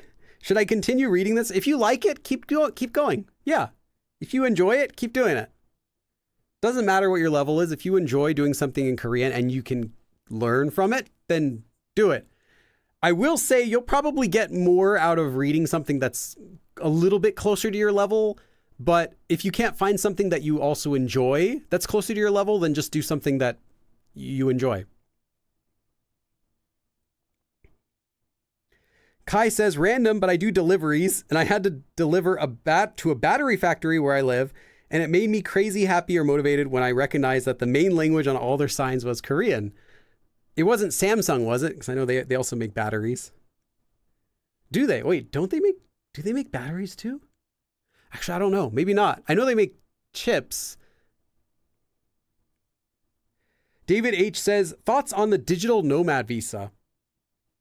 If you can get that, go to Korea. Anything you can do to get to Korea would be great. Being in Korea is the best way to improve your Korean. Now, it doesn't mean you're going to learn Korean if you go to Korea, and most people don't because they don't get outside. They don't do anything with their Korean. They just stick in their bubble of friends who are in the same situation as them, who speak in English or another language. But if you are in Korea, you still have the best shot at learning Korean. Dolly L asked a question. I missed it before, but you asked, if you're still watching, my granddaughter wants to learn Korean. What books can I buy for her birthday? How old? How old are we talking? Not you, but I'm not asking that. But your granddaughter, how old is she?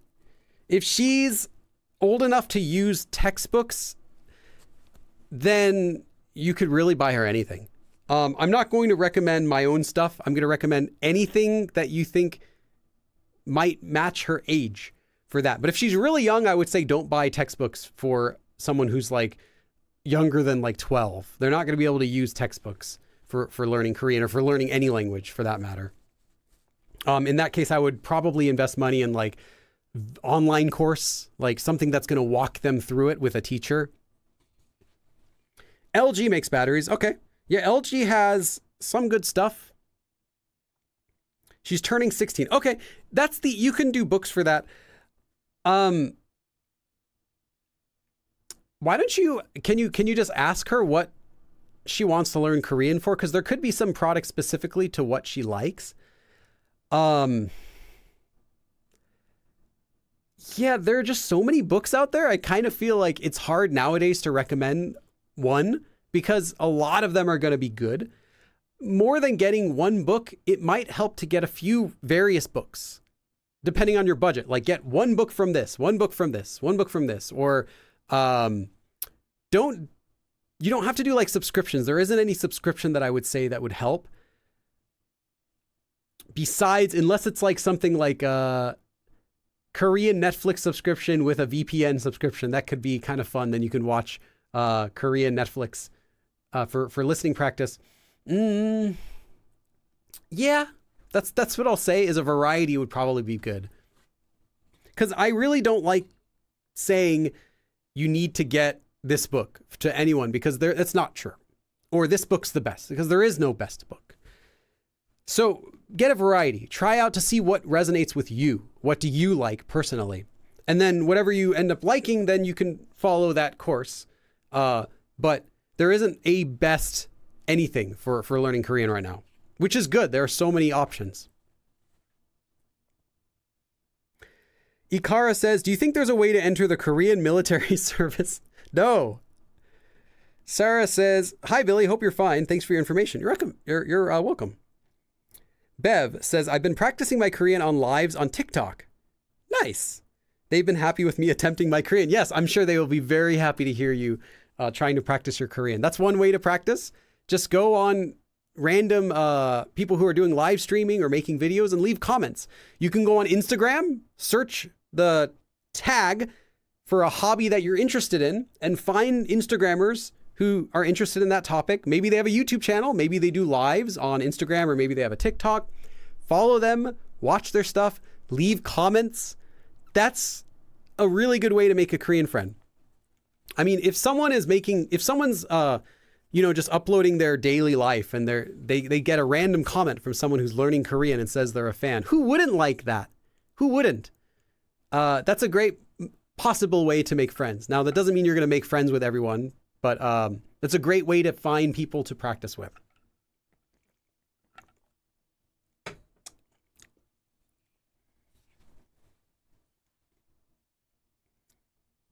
But yeah, as for Ikara is asking about Korean military service, become a Korean citizen. But I don't know if a Korean person who becomes a Korean citizen who doesn't have a passport can do the military service. It might be allowed, but I don't know. I don't know the laws on that. I just know if you are a Korean citizen, you're born in Korea, or you have Korean parents and you have dual citizenship, you have to go to the Korean military or you lose that Korean citizenship, which is pretty much how it works.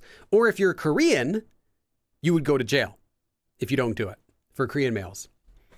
And some people actually do that. Like I know there's some people who their religion is against joining the military. So the Koreans, so instead of going to the military service, they go to prison for like a year and a half or something like that, whatever the period is for that.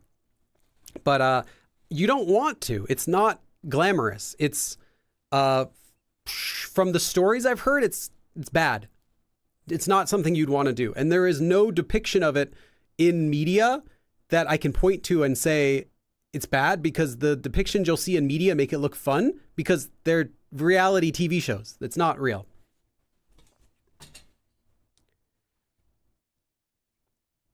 Let's see, go back up here.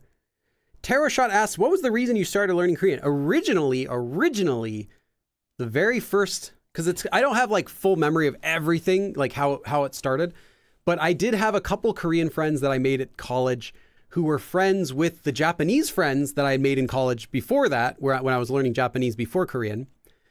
And a couple of them are cool. One of them was really cute. And then a different person tried to teach me the alphabet, which I don't think I learned anything. They didn't do a very good job. But that was kind of like the original, like how I first found out about Korean. And then after I found out about it, I started hearing it a lot. I started hearing a lot of people using it. I didn't realize. But yeah, it was just kind of interest in the language. And since I was doing Japanese already, I was hearing this Korean. I'm like, what's this language? Oh, it sounds interesting too. Maybe I'll learn a little bit of that someday. Yeah. That's the short version. Stella's mom says non-citizens must be of Korean descent. Ah, okay. So they're not even going to let you if you're not born from Korean. Hold an F5 visa. Oh, okay. Or be a permanent resident. Okay, so then you could be a permanent resident. There you go. But why would you want to? Why? All you have to do is become a permanent resident after you're the age to go to the military, and then you don't have to go. There's no reason to become the resident like early, permanent resident, become that early and then get required to go to the military. Or I don't think they would require you then. If you're not already born in Korea, they might not even require you. They might just say, oh, if you want, you can go. You don't want to go.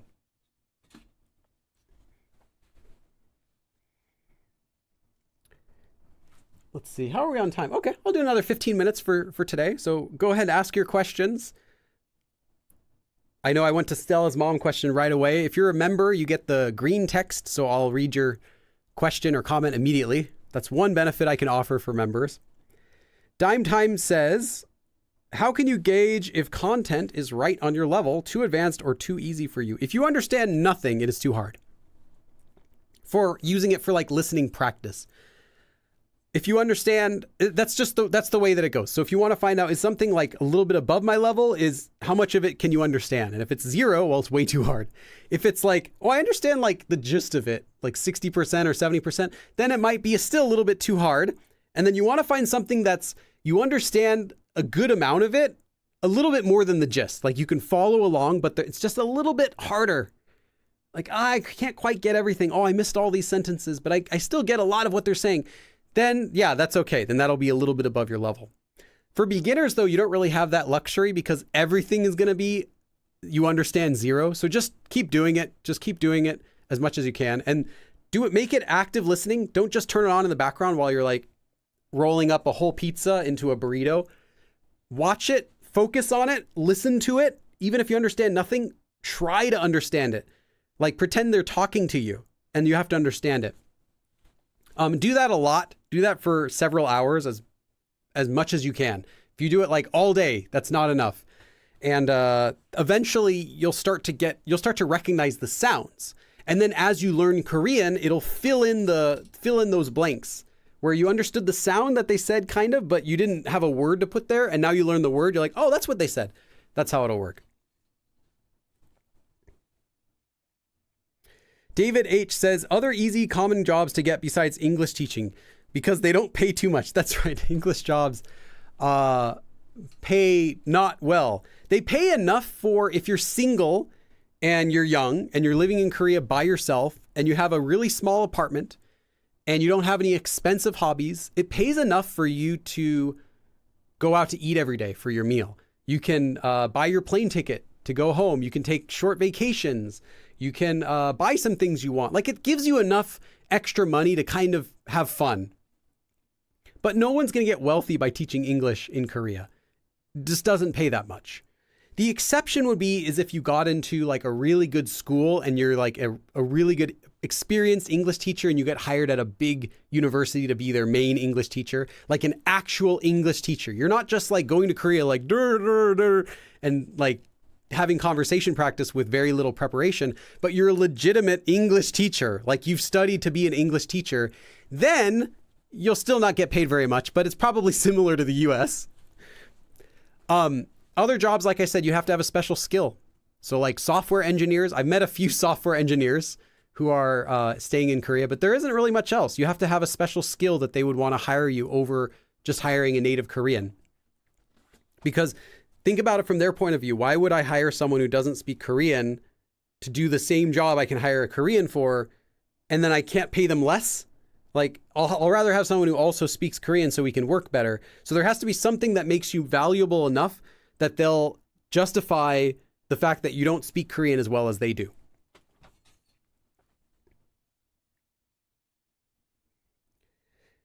Let's see. Kiro says, David, okay, from that channel, is born and raised in the US, but his dad was Korean. They told him he had to join the military or leave the country. Yeah, if you're living in Korea, you have to. And the same will be for my kid.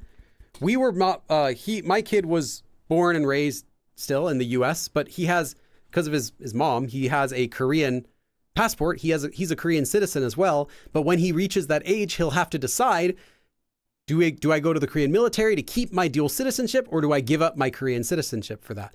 So I think he's probably not going to keep it, but it's his choice. He has to join the military or leave the country. Yeah, because you wouldn't be able to live there if you don't have a citizenship to live there. You can't just stay there forever. You'd have to then, now you're basically a foreigner. You have to get a passport. Sorry, you have to get a visa. You have to apply for a visa if you want to stay there. You can't just live there normally. So you can get like a work visa over there, or, digital nomad visa or whatever, but you'd have to get a visa to stay there for longer than the tourist visa, which is 3 months.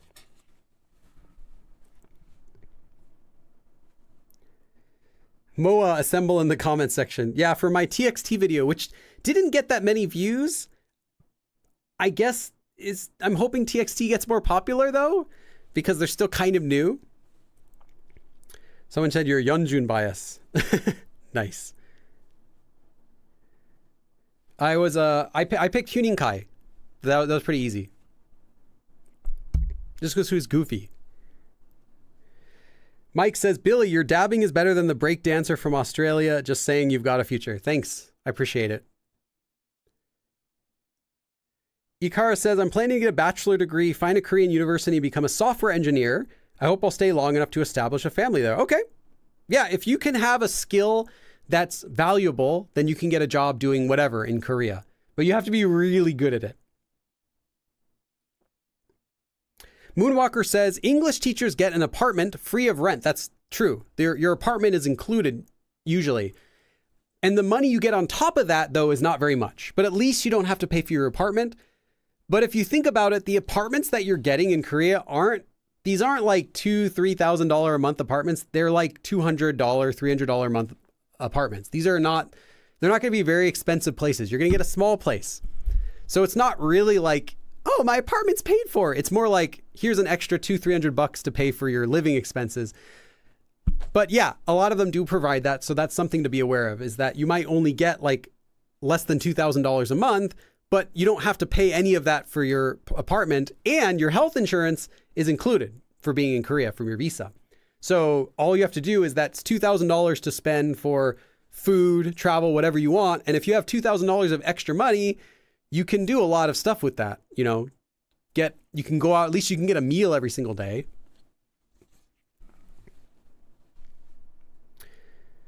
Nicola says, where can I buy your books? There's a link in the description of this video. KoreanMadeSimple.com also will go directly there. Kai says, where would Hajiman be placed in a sentence? Yes, it's the very beginning of a sentence, or the beginning of a thought. Mystery Weeb says, Billy, do you like Stray Kids? I found them okay when I made the video about them. Sure. But I don't listen to any K-pop music.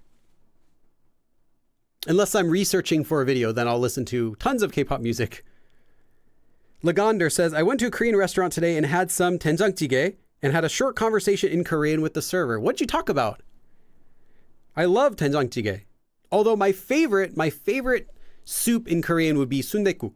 And I like it so much this time in Korea, every single week, at least once a week, but sometimes twice a week, I would have it. I would have sundaekguk.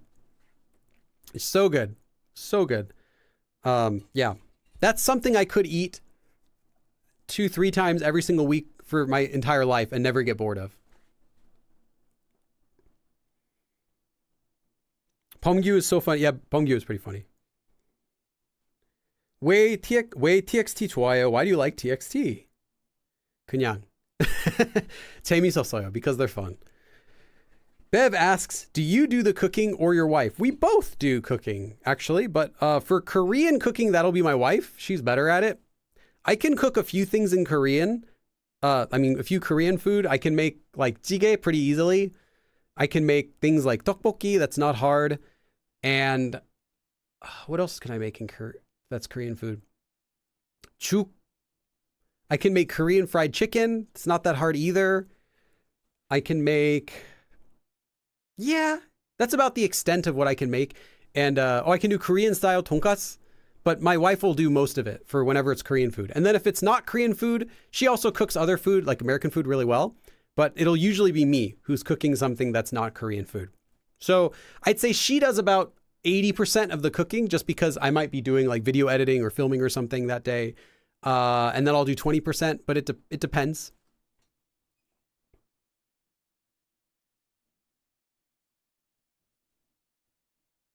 Yangsundae. I've actually never had yangsundae before.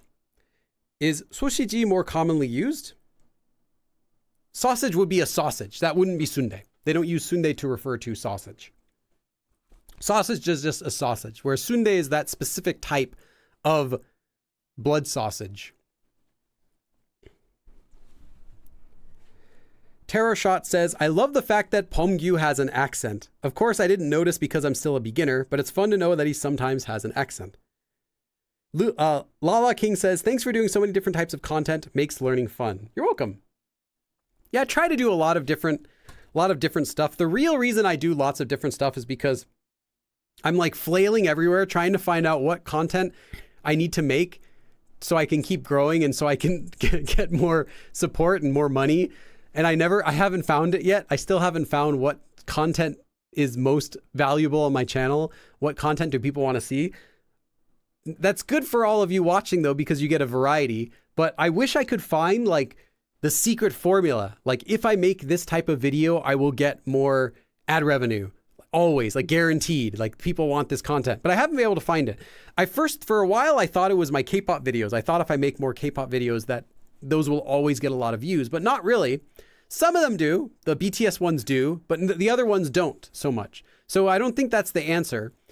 And then I was thinking maybe if I make more videos with my kid, that will be the secret formula. You know, people want to see a cute kid, but that's not either. People like those videos, but they're not like, I haven't found anything that's like extremely popular. I haven't found like the cheat code yet. So that's why I keep trying different content, different genres, anything, just to hopefully find what's the secret formula for success on YouTube. I don't know. Oh, hey Kai, thank you so much. Let me give you 5 more dabs and then I'm going to read your comment.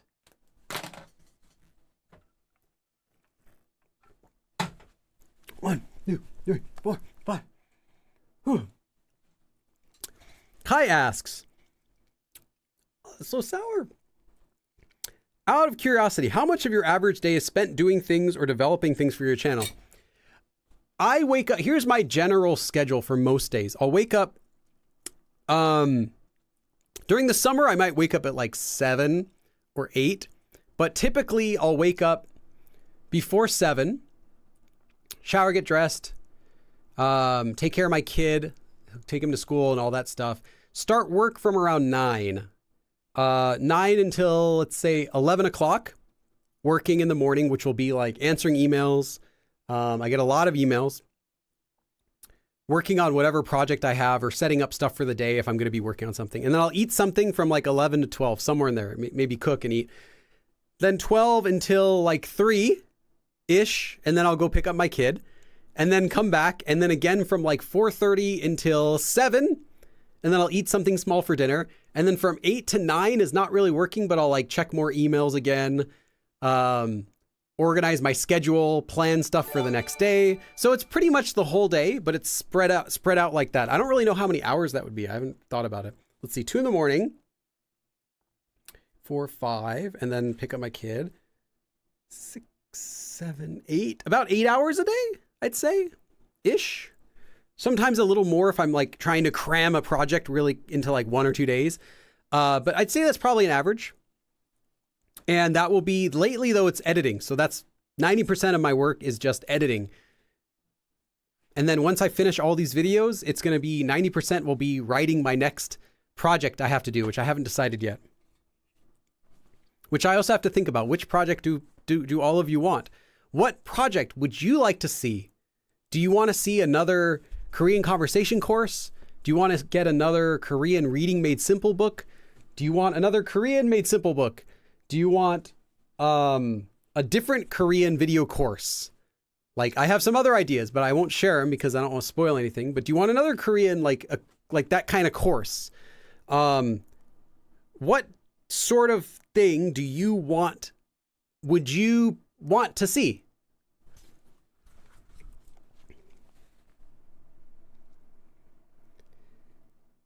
Let's see here. Sue says, what dialect do they speak in Masan? Well, they have a dialect there as well, but it's similar to all the areas around there. So that would be Changwon, Kime, which is next to there. They have some specific Masan expressions, though. There was one I remember. No, there was one I forgot, but I remember there was one specific expression that comes from Masan, but I can't remember what it was. But mostly, yeah, it's mostly the same as all the areas over there. Unless you've been living there, you're not going to know the difference between Daegu dialect and Busan dialect, although there is a difference, especially with Daegu. But it's going to sound the same to you. Stella's mom says there's so much more K-pop when it comes to Korean music. Yes, that's true. Personally, I prefer some of the more traditional styles of music like pansori. Okay, pansori is like the... I can't do it. It's really hard to do where you like do the really loud throat singing in Korean. That's not what they sound like. That sounded like the guy from the Goonies. Hey, you guys. But it's kind of like that. Yeah. Very difficult to do. Mike says, I know the cheat code. Okay, maybe this will be it. Every time you go to Korea, post a video titled, My First Day in Seoul, Korean flag, I'm in shock. And the thumbnail needs a Korean flag and your fave, shocked with Namsan. See, there's always the tactic of straight up lying, and I haven't employed that yet. I'm trying to avoid that sort of clickbait in my channel. I'm okay with clickbait to get people to click as long as it's honest clickbait. Like, I tried doing this and it actually was the first time I did it, then that's fine. But I don't want to be like, yeah, I know what you're saying. Just upload, like, steal a different person's face. Get like a picture of like Suga from BTS and put his face in the thumbnail. Be like, my first time visiting Busan. And then his face like, and then it's not even him. I'm not in Busan. I'm like in my living room. Speaking in English. Yeah. Kai says, which dialect do you use or what accent have you adopted? Yeah, so originally it would have been a mixture of standard Korean, known as 표준어. 표준어 is technically no dialect, but no one actually speaks this. 표준어 is like the official, this is the Korean that you learn in textbooks. It's the closest, though, to Seoul dialect. 서울말 is 표준어 plus some kind of a mixture of some other dialects together. It's the way that people will speak most often is this, but this is where it comes from. So my Korean was a mixture of standard Korean and then Busan dialect. But now, at least that was when I was first learning Korean, but then I fixed that as much as I could. So I don't have a hint of Busan dialect left when I speak. I just sound like any other person from Seoul now. And I'm pretty happy with that. I will say, though, I've been to Busan several times recently and Daegu several times. And when I go back there, it feels like coming back home. I don't feel like the way that they're speaking doesn't sound foreign to me. It sounds like, oh, yeah, I know this. Yeah, oh, totally. So it's fun. When I go back to there, I hear people speaking. I'm like, oh, yeah, it just sounds like I recognize, like, you know, like sounds like my family member speaking to me or something, because I'm so used to hearing people talk like that. And same with Daegu, which is close enough for the way that they talk. All the intonation's a little different, but what the words they use are mostly the same. Stella's mom says, I sort of describe it as Korean opera. Yeah, that's a good way to describe it.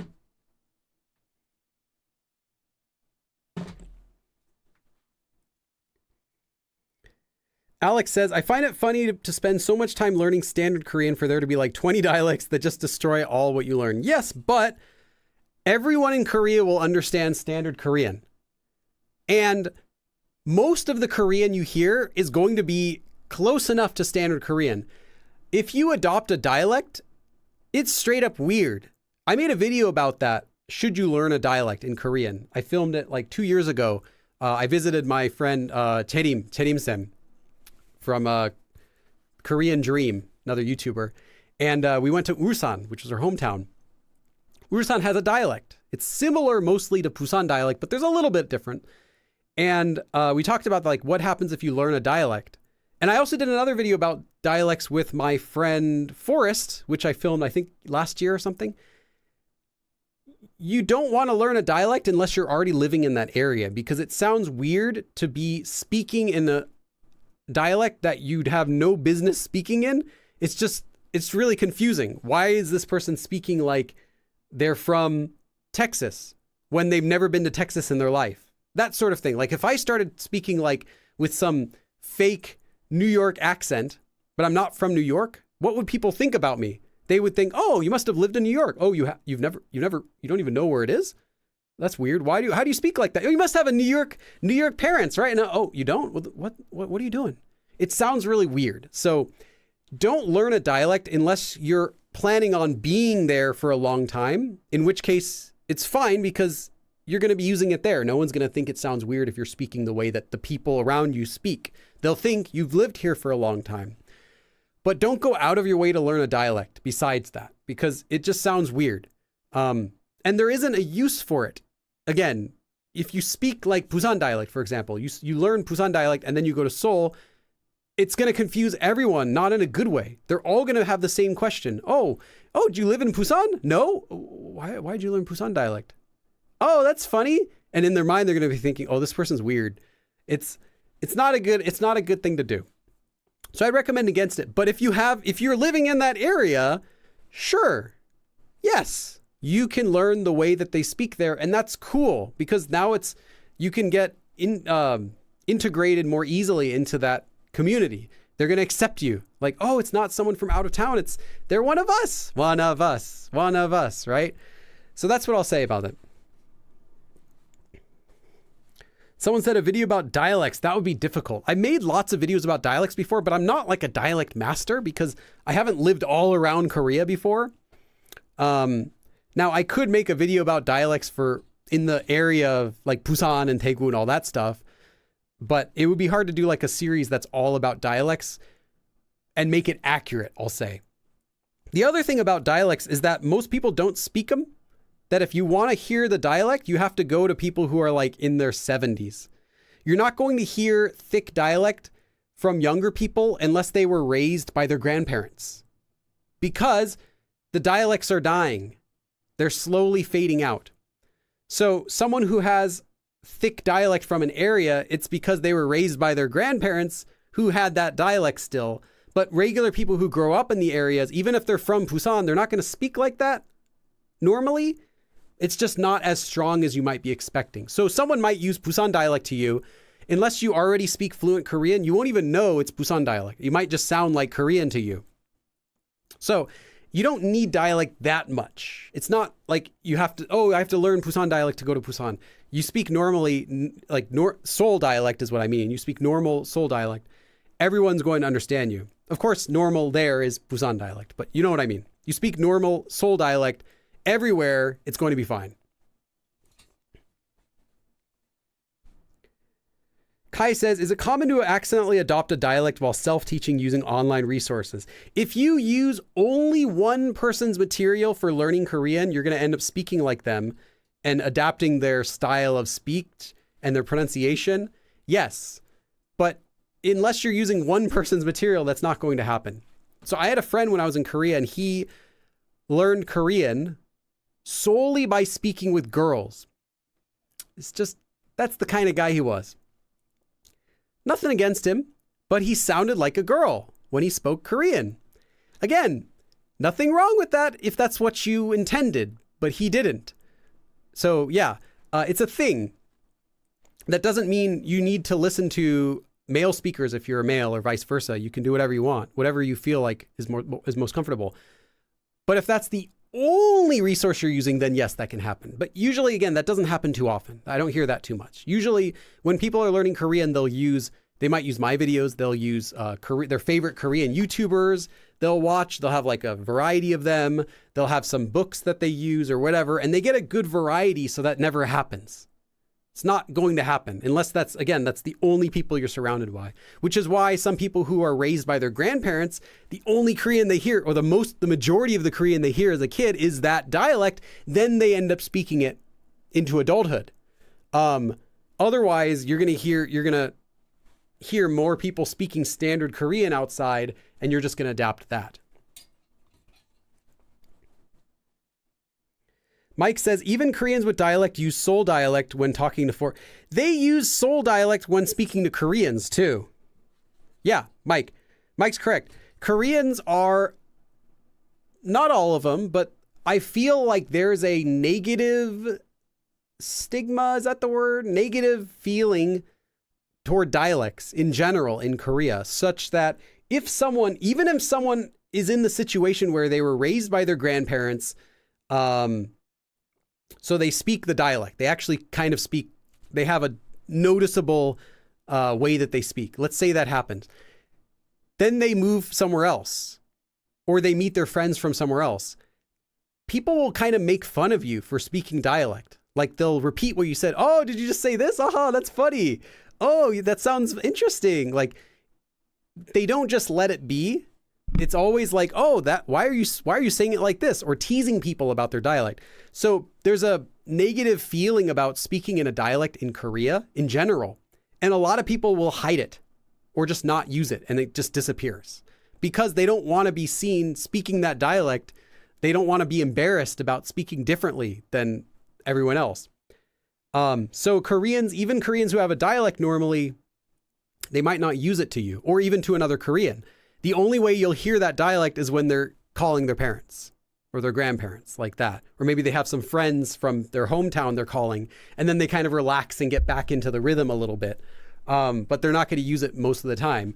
So you wouldn't even know if someone's from a different place most of the time. Now, sometimes there are exceptions. Some friends I have, I clearly know, oh yeah, you're totally from this place when they speak like that. They're not ashamed of where they came from. They're not ashamed of their dialect. But in general, there's like a negative feeling about, not so much negative against it, but it's like the person speaking it themselves. I should say it like this. The person who speaks it themselves feels a little bit embarrassed. Even though it's not like, ha ha ha, you speak dialect. It's more like, are they going to say, ha ha ha, you speak dialect? I just won't use it. It's more like a self-imposed embarrassment from the speaker.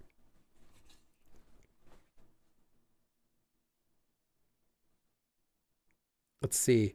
Everyone, thanks for coming, everyone. This is fun. I don't do too many of these streams. I should do them more often, where we just kind of hang out. Oh, let's do a couple more questions. I want to learn standard, but was worried about that. Yeah, just learn standard, and then of course you can learn Seoul dialect. You can learn expressions. Like,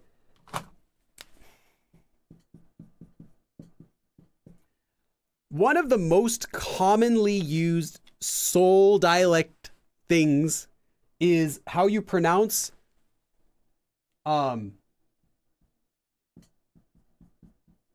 this ayo sound. For some cases, not all verbs, some verbs, this ayo is pronounced as ayo so much that you'll see people just spell it like this, 같아요. I also do this. When I'm teaching Korean, I say like 없을 것 같아요, 할 것 같아요. But it like physically hurts because that's not how I would speak it. But that's the correct way. And you'll hear a lot of people use it. 같아요. 그럴 것 같아요. Like, I think so. But it's also equally common, maybe even a little more common, that people pronounce it as 같아요. I do myself when I'm speaking with friends. 없을 것 같아. 나 아닌 것 같아. 같아요. Hey. Another one is this sound. Oh, yeah. In addition to 에요, you might hear it, I wrote that backward. You might also hear it pronounced as yo. Even though it's ayo, you can hear it pronounced as oyo. I'll give you an example. A really common one is apayo.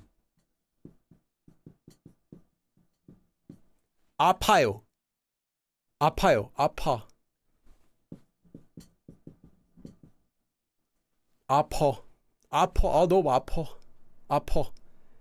You wouldn't teach this because it's technically wrong, but it's so common. It's also another one of those like dialect things, but it's really common. So which one should you use? Whatever. This is not for every verb, but there are a list of common verbs that you'll hear where they do this sort of thing. There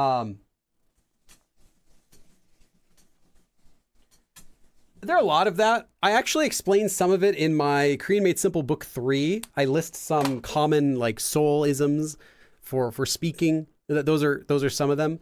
That might be the most common one though I see. But yeah, there's stuff that you should learn and know, but then you don't have to use it. Just know it, you'll hear it, and then choose if you want to say it like that or not.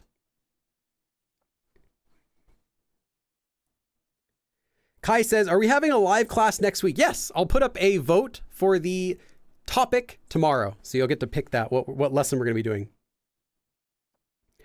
Emily says, it's like whoever made the drama has a bias against dialects. You're saying when dramas that take place in Seoul, the bad guys are loan sharks or trashy characters speak with a dialect. Because it's a really quick way to convey that your character is not from the city.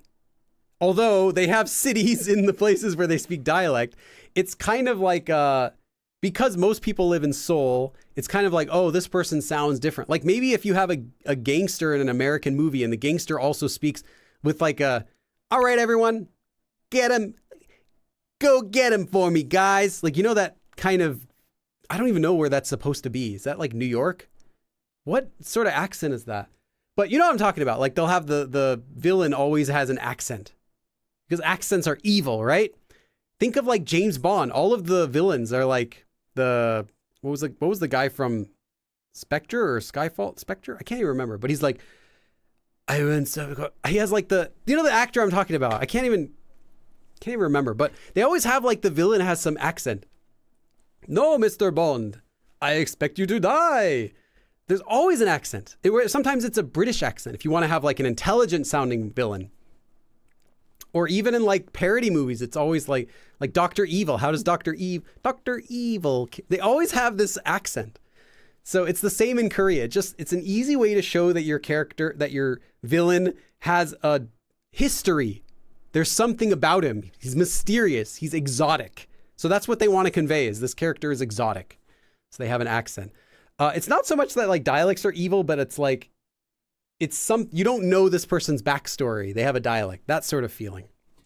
There's more to them. Versus if it's like, all right, we're totally going to like kill James Bond. Has like some stereotypical surfer accent. It's like, no one's going to be scared of that. Yeah, bro. It's not scary to hear like a villain talk like, or like Bill and Ted. Can you imagine like a Valley Girl? Like if they had a female villain in a movie and she spoke like a Valley Girl. Oh my God. It's James Bond again. Let's kill him. Like, would that be scary? No, you have to have like, she's got a Russian accent. James Bond I can't do a Russian accent, I'm sorry, but you know what I'm talking about. It's always an accent that makes it like mysterious. You sound like that fish. Yeah, I think that's fish. Oh, SpongeBob. I think that fish is kind of like imitating here, our Southern California surfer accent, which I don't really know anyone who talks like that, but it's the thing. Yeah. Like this. Yeah, like that. Yeah. Like Bill and Ted, that sort of thing. Yeah, dude. Like, can you imagine if there's like a movie? Oh no, I did know a guy who talked like that. And then like in the movie, like the villain guy, and he's like, yo, I'm gonna like kill you. Would that be scary? No.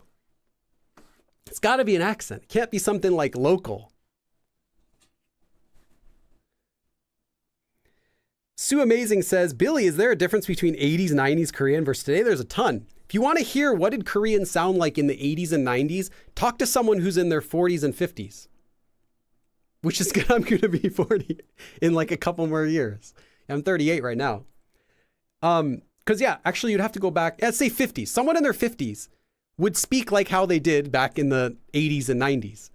It's not like there's no such thing as like old man speech. Like they didn't change the way they speak because they got older. Their way of speaking is staying the same mostly. It's everyone else that's changing how they're speaking. So if you talk with someone who's like in their 50s, that's how people spoke in the 80s and 90s. And you can go on YouTube. There are a lot of really cool videos. If you search like 1980 something Korea, search this in Korea, like 한국 1980 something 년 or whatever like that, for whatever year, for the 80s or the early 90s. Listen to those videos, how they talk. It's the exact same as how 50-year-olds in Korean speak today. It's the exact same. It sounds like that. But that's like, you'll see like these, people who are 20 years old speaking like that in the 90s. Like those people that were 20 in the 90s are now going to be like 30, 40, yeah, like 50s, 60s, almost 60s today. Listen to that. That's how people used to speak. It sounds more like 표준어. I think it sounds more like standard compared to Korean today. Some of it's easier to understand. Some of it's harder to understand. They have some different verbs that they'll sometimes use. But yeah, it's changed a lot. Like, dude, I'm totally gonna like kill you. Okay, don't even try to like run away. Sorry. Yeah. I'd be scared he's gonna talk my ear off. Okay, like before I kill you, I've got this like really cool idea for an app. Can you just like listen to it for a second? I feel like you're gonna like it. You might even want to invest in it, and maybe I don't have to kill you. Can it also be due to lazy speech, lack of pronunciation? I know we butcher English the same way. Yeah, we do lazy speak in English, and Koreans do lazy speak too. And that's why it can be difficult to understand Korean pronunciation, is specifically because the Korean person is speaking that word in a lazy way. We do this yeah, it's the same as in English.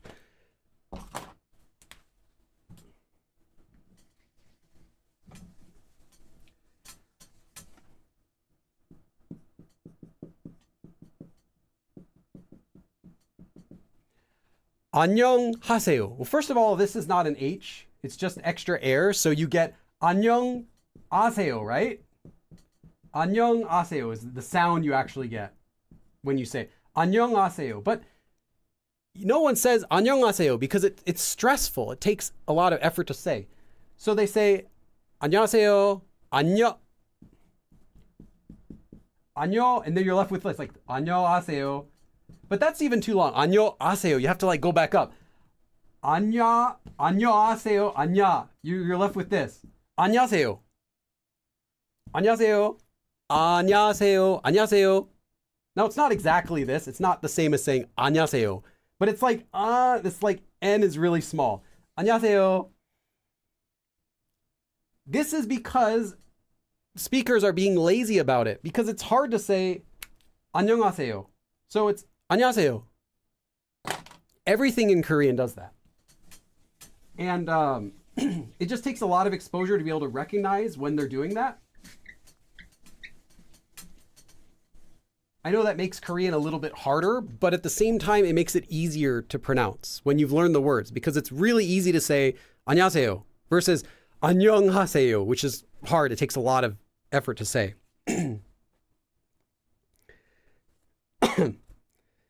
Why is your surfer dude accent so good? I grew up in LA, so I was saying I didn't know anyone who speaks like that, but thinking about it, no, I actually did know some people who spoke like that. And then Valley Girl, my older sister, had some friends who literally spoke like that, and I would hear that a lot. Oh my. Yeah, and then the surfer dude, I did know a few people who talk like that too. Yeah, I'm actually from here, so I never spoke like that though before, just hearing it a lot. And I was a big fan of Bill and Ted also when I was a kid.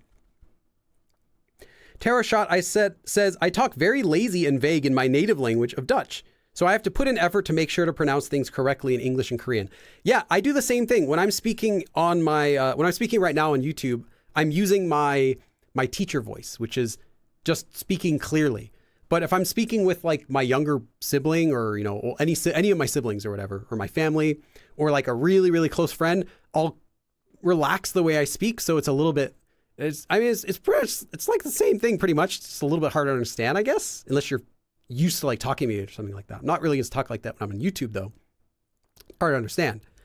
Like this, that's what I would do. And it's the same thing. I'm just not speaking as clearly, but it's more relaxed for me. If I'm just like sitting on the sofa and talking with a friend, I'm not always going to be speaking everything, like enunciating everything perfectly and trying to speak clearly like I do for my YouTube, because it's not necessary. Because even if I like speak a little bit faster, I know they're still going to understand everything I say. And Koreans do the exact same thing. In fact, this is another topic, but if you're talking with a Korean person, they are not talking to you the same way they would speak to a Korean. So they're going to be speaking to you like how I'm speaking right now, although a little bit more, but they're trying to speak clearly so you can understand. They're going to avoid like really specific slang or stuff that they think you might not know. You're never going to get the same type of speech from a Korean unless you look Korean. If you want to hear how Koreans actually speak, you have to hear a Korean speak to another Korean person. Panmar. Someone said panmar. It's not about panmar. It's about the actual words they're using. It's okay, Billy. My Valley Girl accent is really good. Yeah, I can't do a Valley Girl accent very well. My sister can do it really well, but I can't. I can kind of try to impersonate what I think it's like, but it's okay. I can do a surfer dude accent. So Mike says, do you have a video about ni, like bohani? Yes, I do. My video about na. I did a live stream about that. That also covers ni. So check that out. Also, you can check out my, the Korean conversation course. There should be a ni in there as well.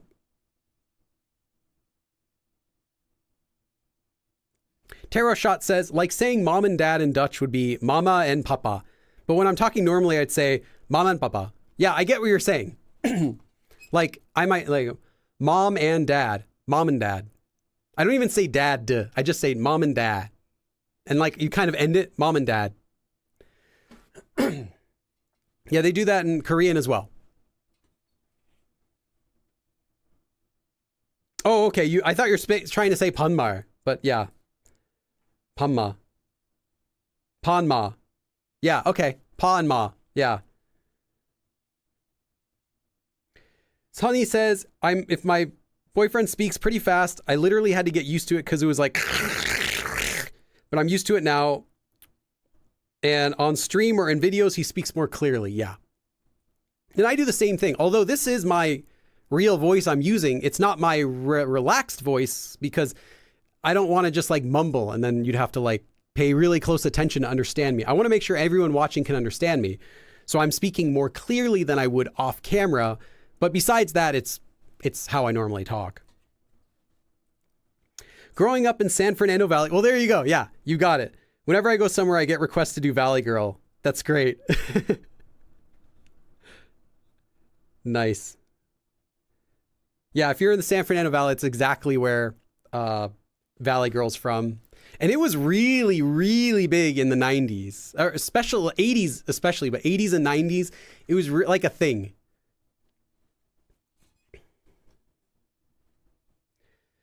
Sue Amazing also asks about na and nya. Again, watch my course. I have videos about that. Nya is the stronger version, although unless you're talking about nya used for quoting forms, in which it's the plain version of the question form. The regular nya used in questions as by itself is just a strong, often considered more masculine version of the ni ending.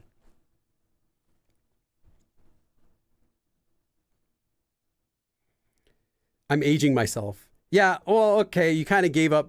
I mean, you've given that away now if you said you grew up in the San Fernando Valley and speak Valley Girl. Then you would have been born in the 70s.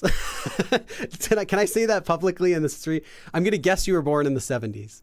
Or else you wouldn't have even mentioned that. Because people born in the 60s didn't deal with that because they would have already been adults when it was going through that whole phase. And people born in the 80s would have kind of missed it because it would have been already going out by the time they were getting to be a teenager when they would care about how they speak. Yeah, I say it because my sister also was born in the 70s, so. Is the everyone turns 1 year older on January 1st rule still counts? As far as for how you speak to someone else, yes. I'll make this the last thing we talk about. I should end my stream. Having fun though, but okay. This will be the last thing we talk about today.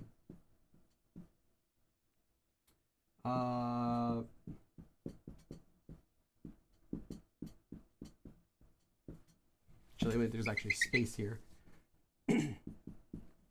So, 3 concepts. The first one is 한국나이. 한국나이 is literally Korean age, and that is what you've heard, where everyone gets 1 year older the same day on January 1st. So how old are you? Well, you take and everyone's 1 year when they're 1 year old when they're born. So it's not so much of how old you are, but like what year of your life are you in? So if you're born December 31st, then January 1st, you are technically in the 2nd year of your life. So you are 2 years old. That's where it comes from. If I was born in 1986, so you take the current year, 2024 minus the year 86, and you get what? 38? Yeah. And then plus 1 since you were 1 at birth. So 39 in Korea. And I'll remain 39 until next year when I'll turn 40, even though I'm only 38 in US. This officially was removed in June. So you don't need to say your age for like official purposes, like documents or whatever. All of it has been converted. You don't need to use this anymore. So it's officially dead. Everyone still uses it. When you say how old you are, they still assume you're talking about this. Younger people, though, might use what's known now. What's the regular way is either 미국 나이, which I've heard a lot, which is American age. Whether you're from America or not, they might use that. Or 만 나이 is like the international age, the literal age you are. And that's the same as every other country in the world. It'll be, you'll gain a year on your birthday. 만 나이. So younger Koreans who know that this 한국나이 disappeared last June will start using this. But for most people, when you introduce your age, it's assumed you're talking about Korean age. And if it's not, you'll have to clarify and say, oh, I was actually talking about this. Actually, one more thing I'll mention in a second. However, the way you speak to someone else in Korea doesn't matter how old you are for your birthday. They only care about this. So instead of Korean age, since Korean age is technically gone, you don't need to worry about this anymore, but you do need to worry about the exact same thing, which is called yeonnai. Literally, yeon is year. So the age you are in accordance with the year it is, which is the exact same thing where you gain 1 year on January 1st. Although you don't add 1 year when you were born. Anyway, it's the same thing. So if you're talking with someone who's born the next year, born the year before you, even if it's only like a few days or a month, they're technically older than you. So the way you speak to them is the exact same as this. The only thing it changed is if you're saying, 제 나이는, my age is, and then you say your age, in which case you can use this if you want, because it's technically gone. But that's not how people say their age anyway in Korean. When you say, I am this many years old, it sounds like a textbook answer. It's like a very standard answer. You can give it. It's more common in regular situations when you introduce yourself, if you want to say your age, to say the year you were born. The year you're born,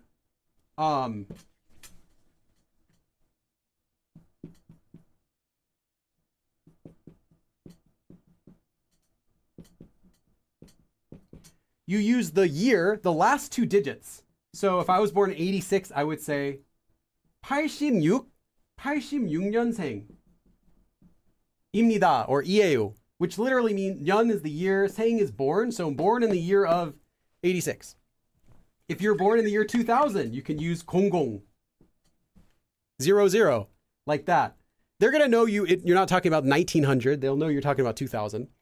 Or even shorter. This is like a cheat code. You don't even need this.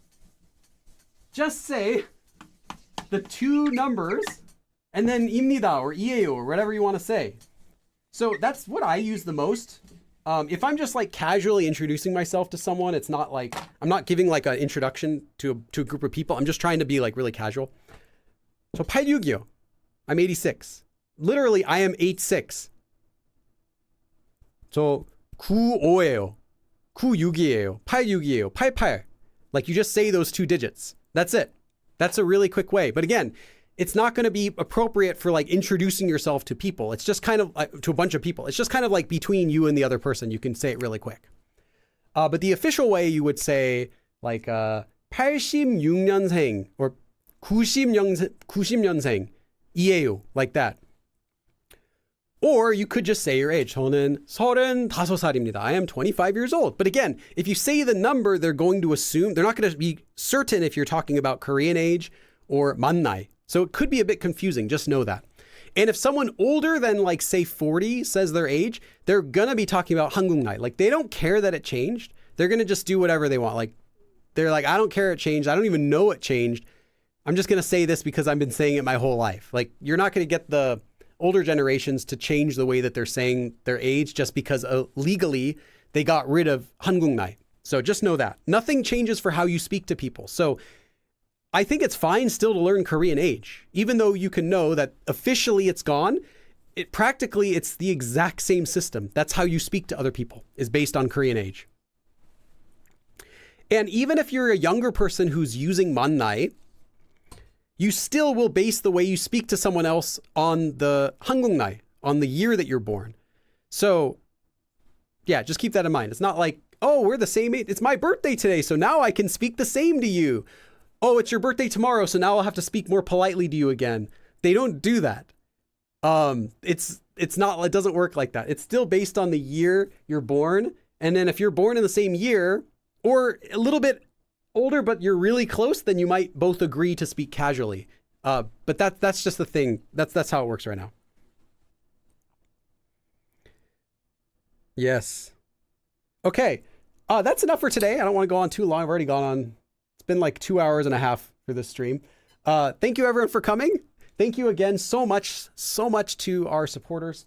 Flo, Ad Astra, Low Lounge, Evolving Brain, and Kai for your support. This is going directly to my lunch.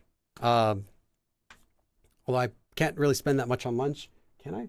No, I don't. I think it'd be really hard to spend. I think total it's like almost $100. I don't think I'd be able to spend this on lunch.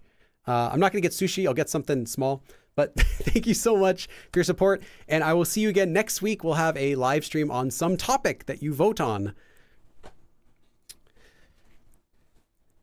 So it says, thanks for the stream. It was really fun. 잘 자요. I guess if it's nighttime, then yeah, 잘 자요. Yeah, that was like so cool. I had like a lot of fun. Sorry, that's not as good as the other ones. This was like a really eye-opening experience. I learned a lot. I had a lot of fun. Okay. Did I get my thumbnail? Oh, I don't need a thumbnail because I'm not doing an abridged version of this. It's just going up as is. Hopefully no one watches the replay. Cool. Thanks for coming, and I'll see you again next time. 그럼 다음에 또 봐.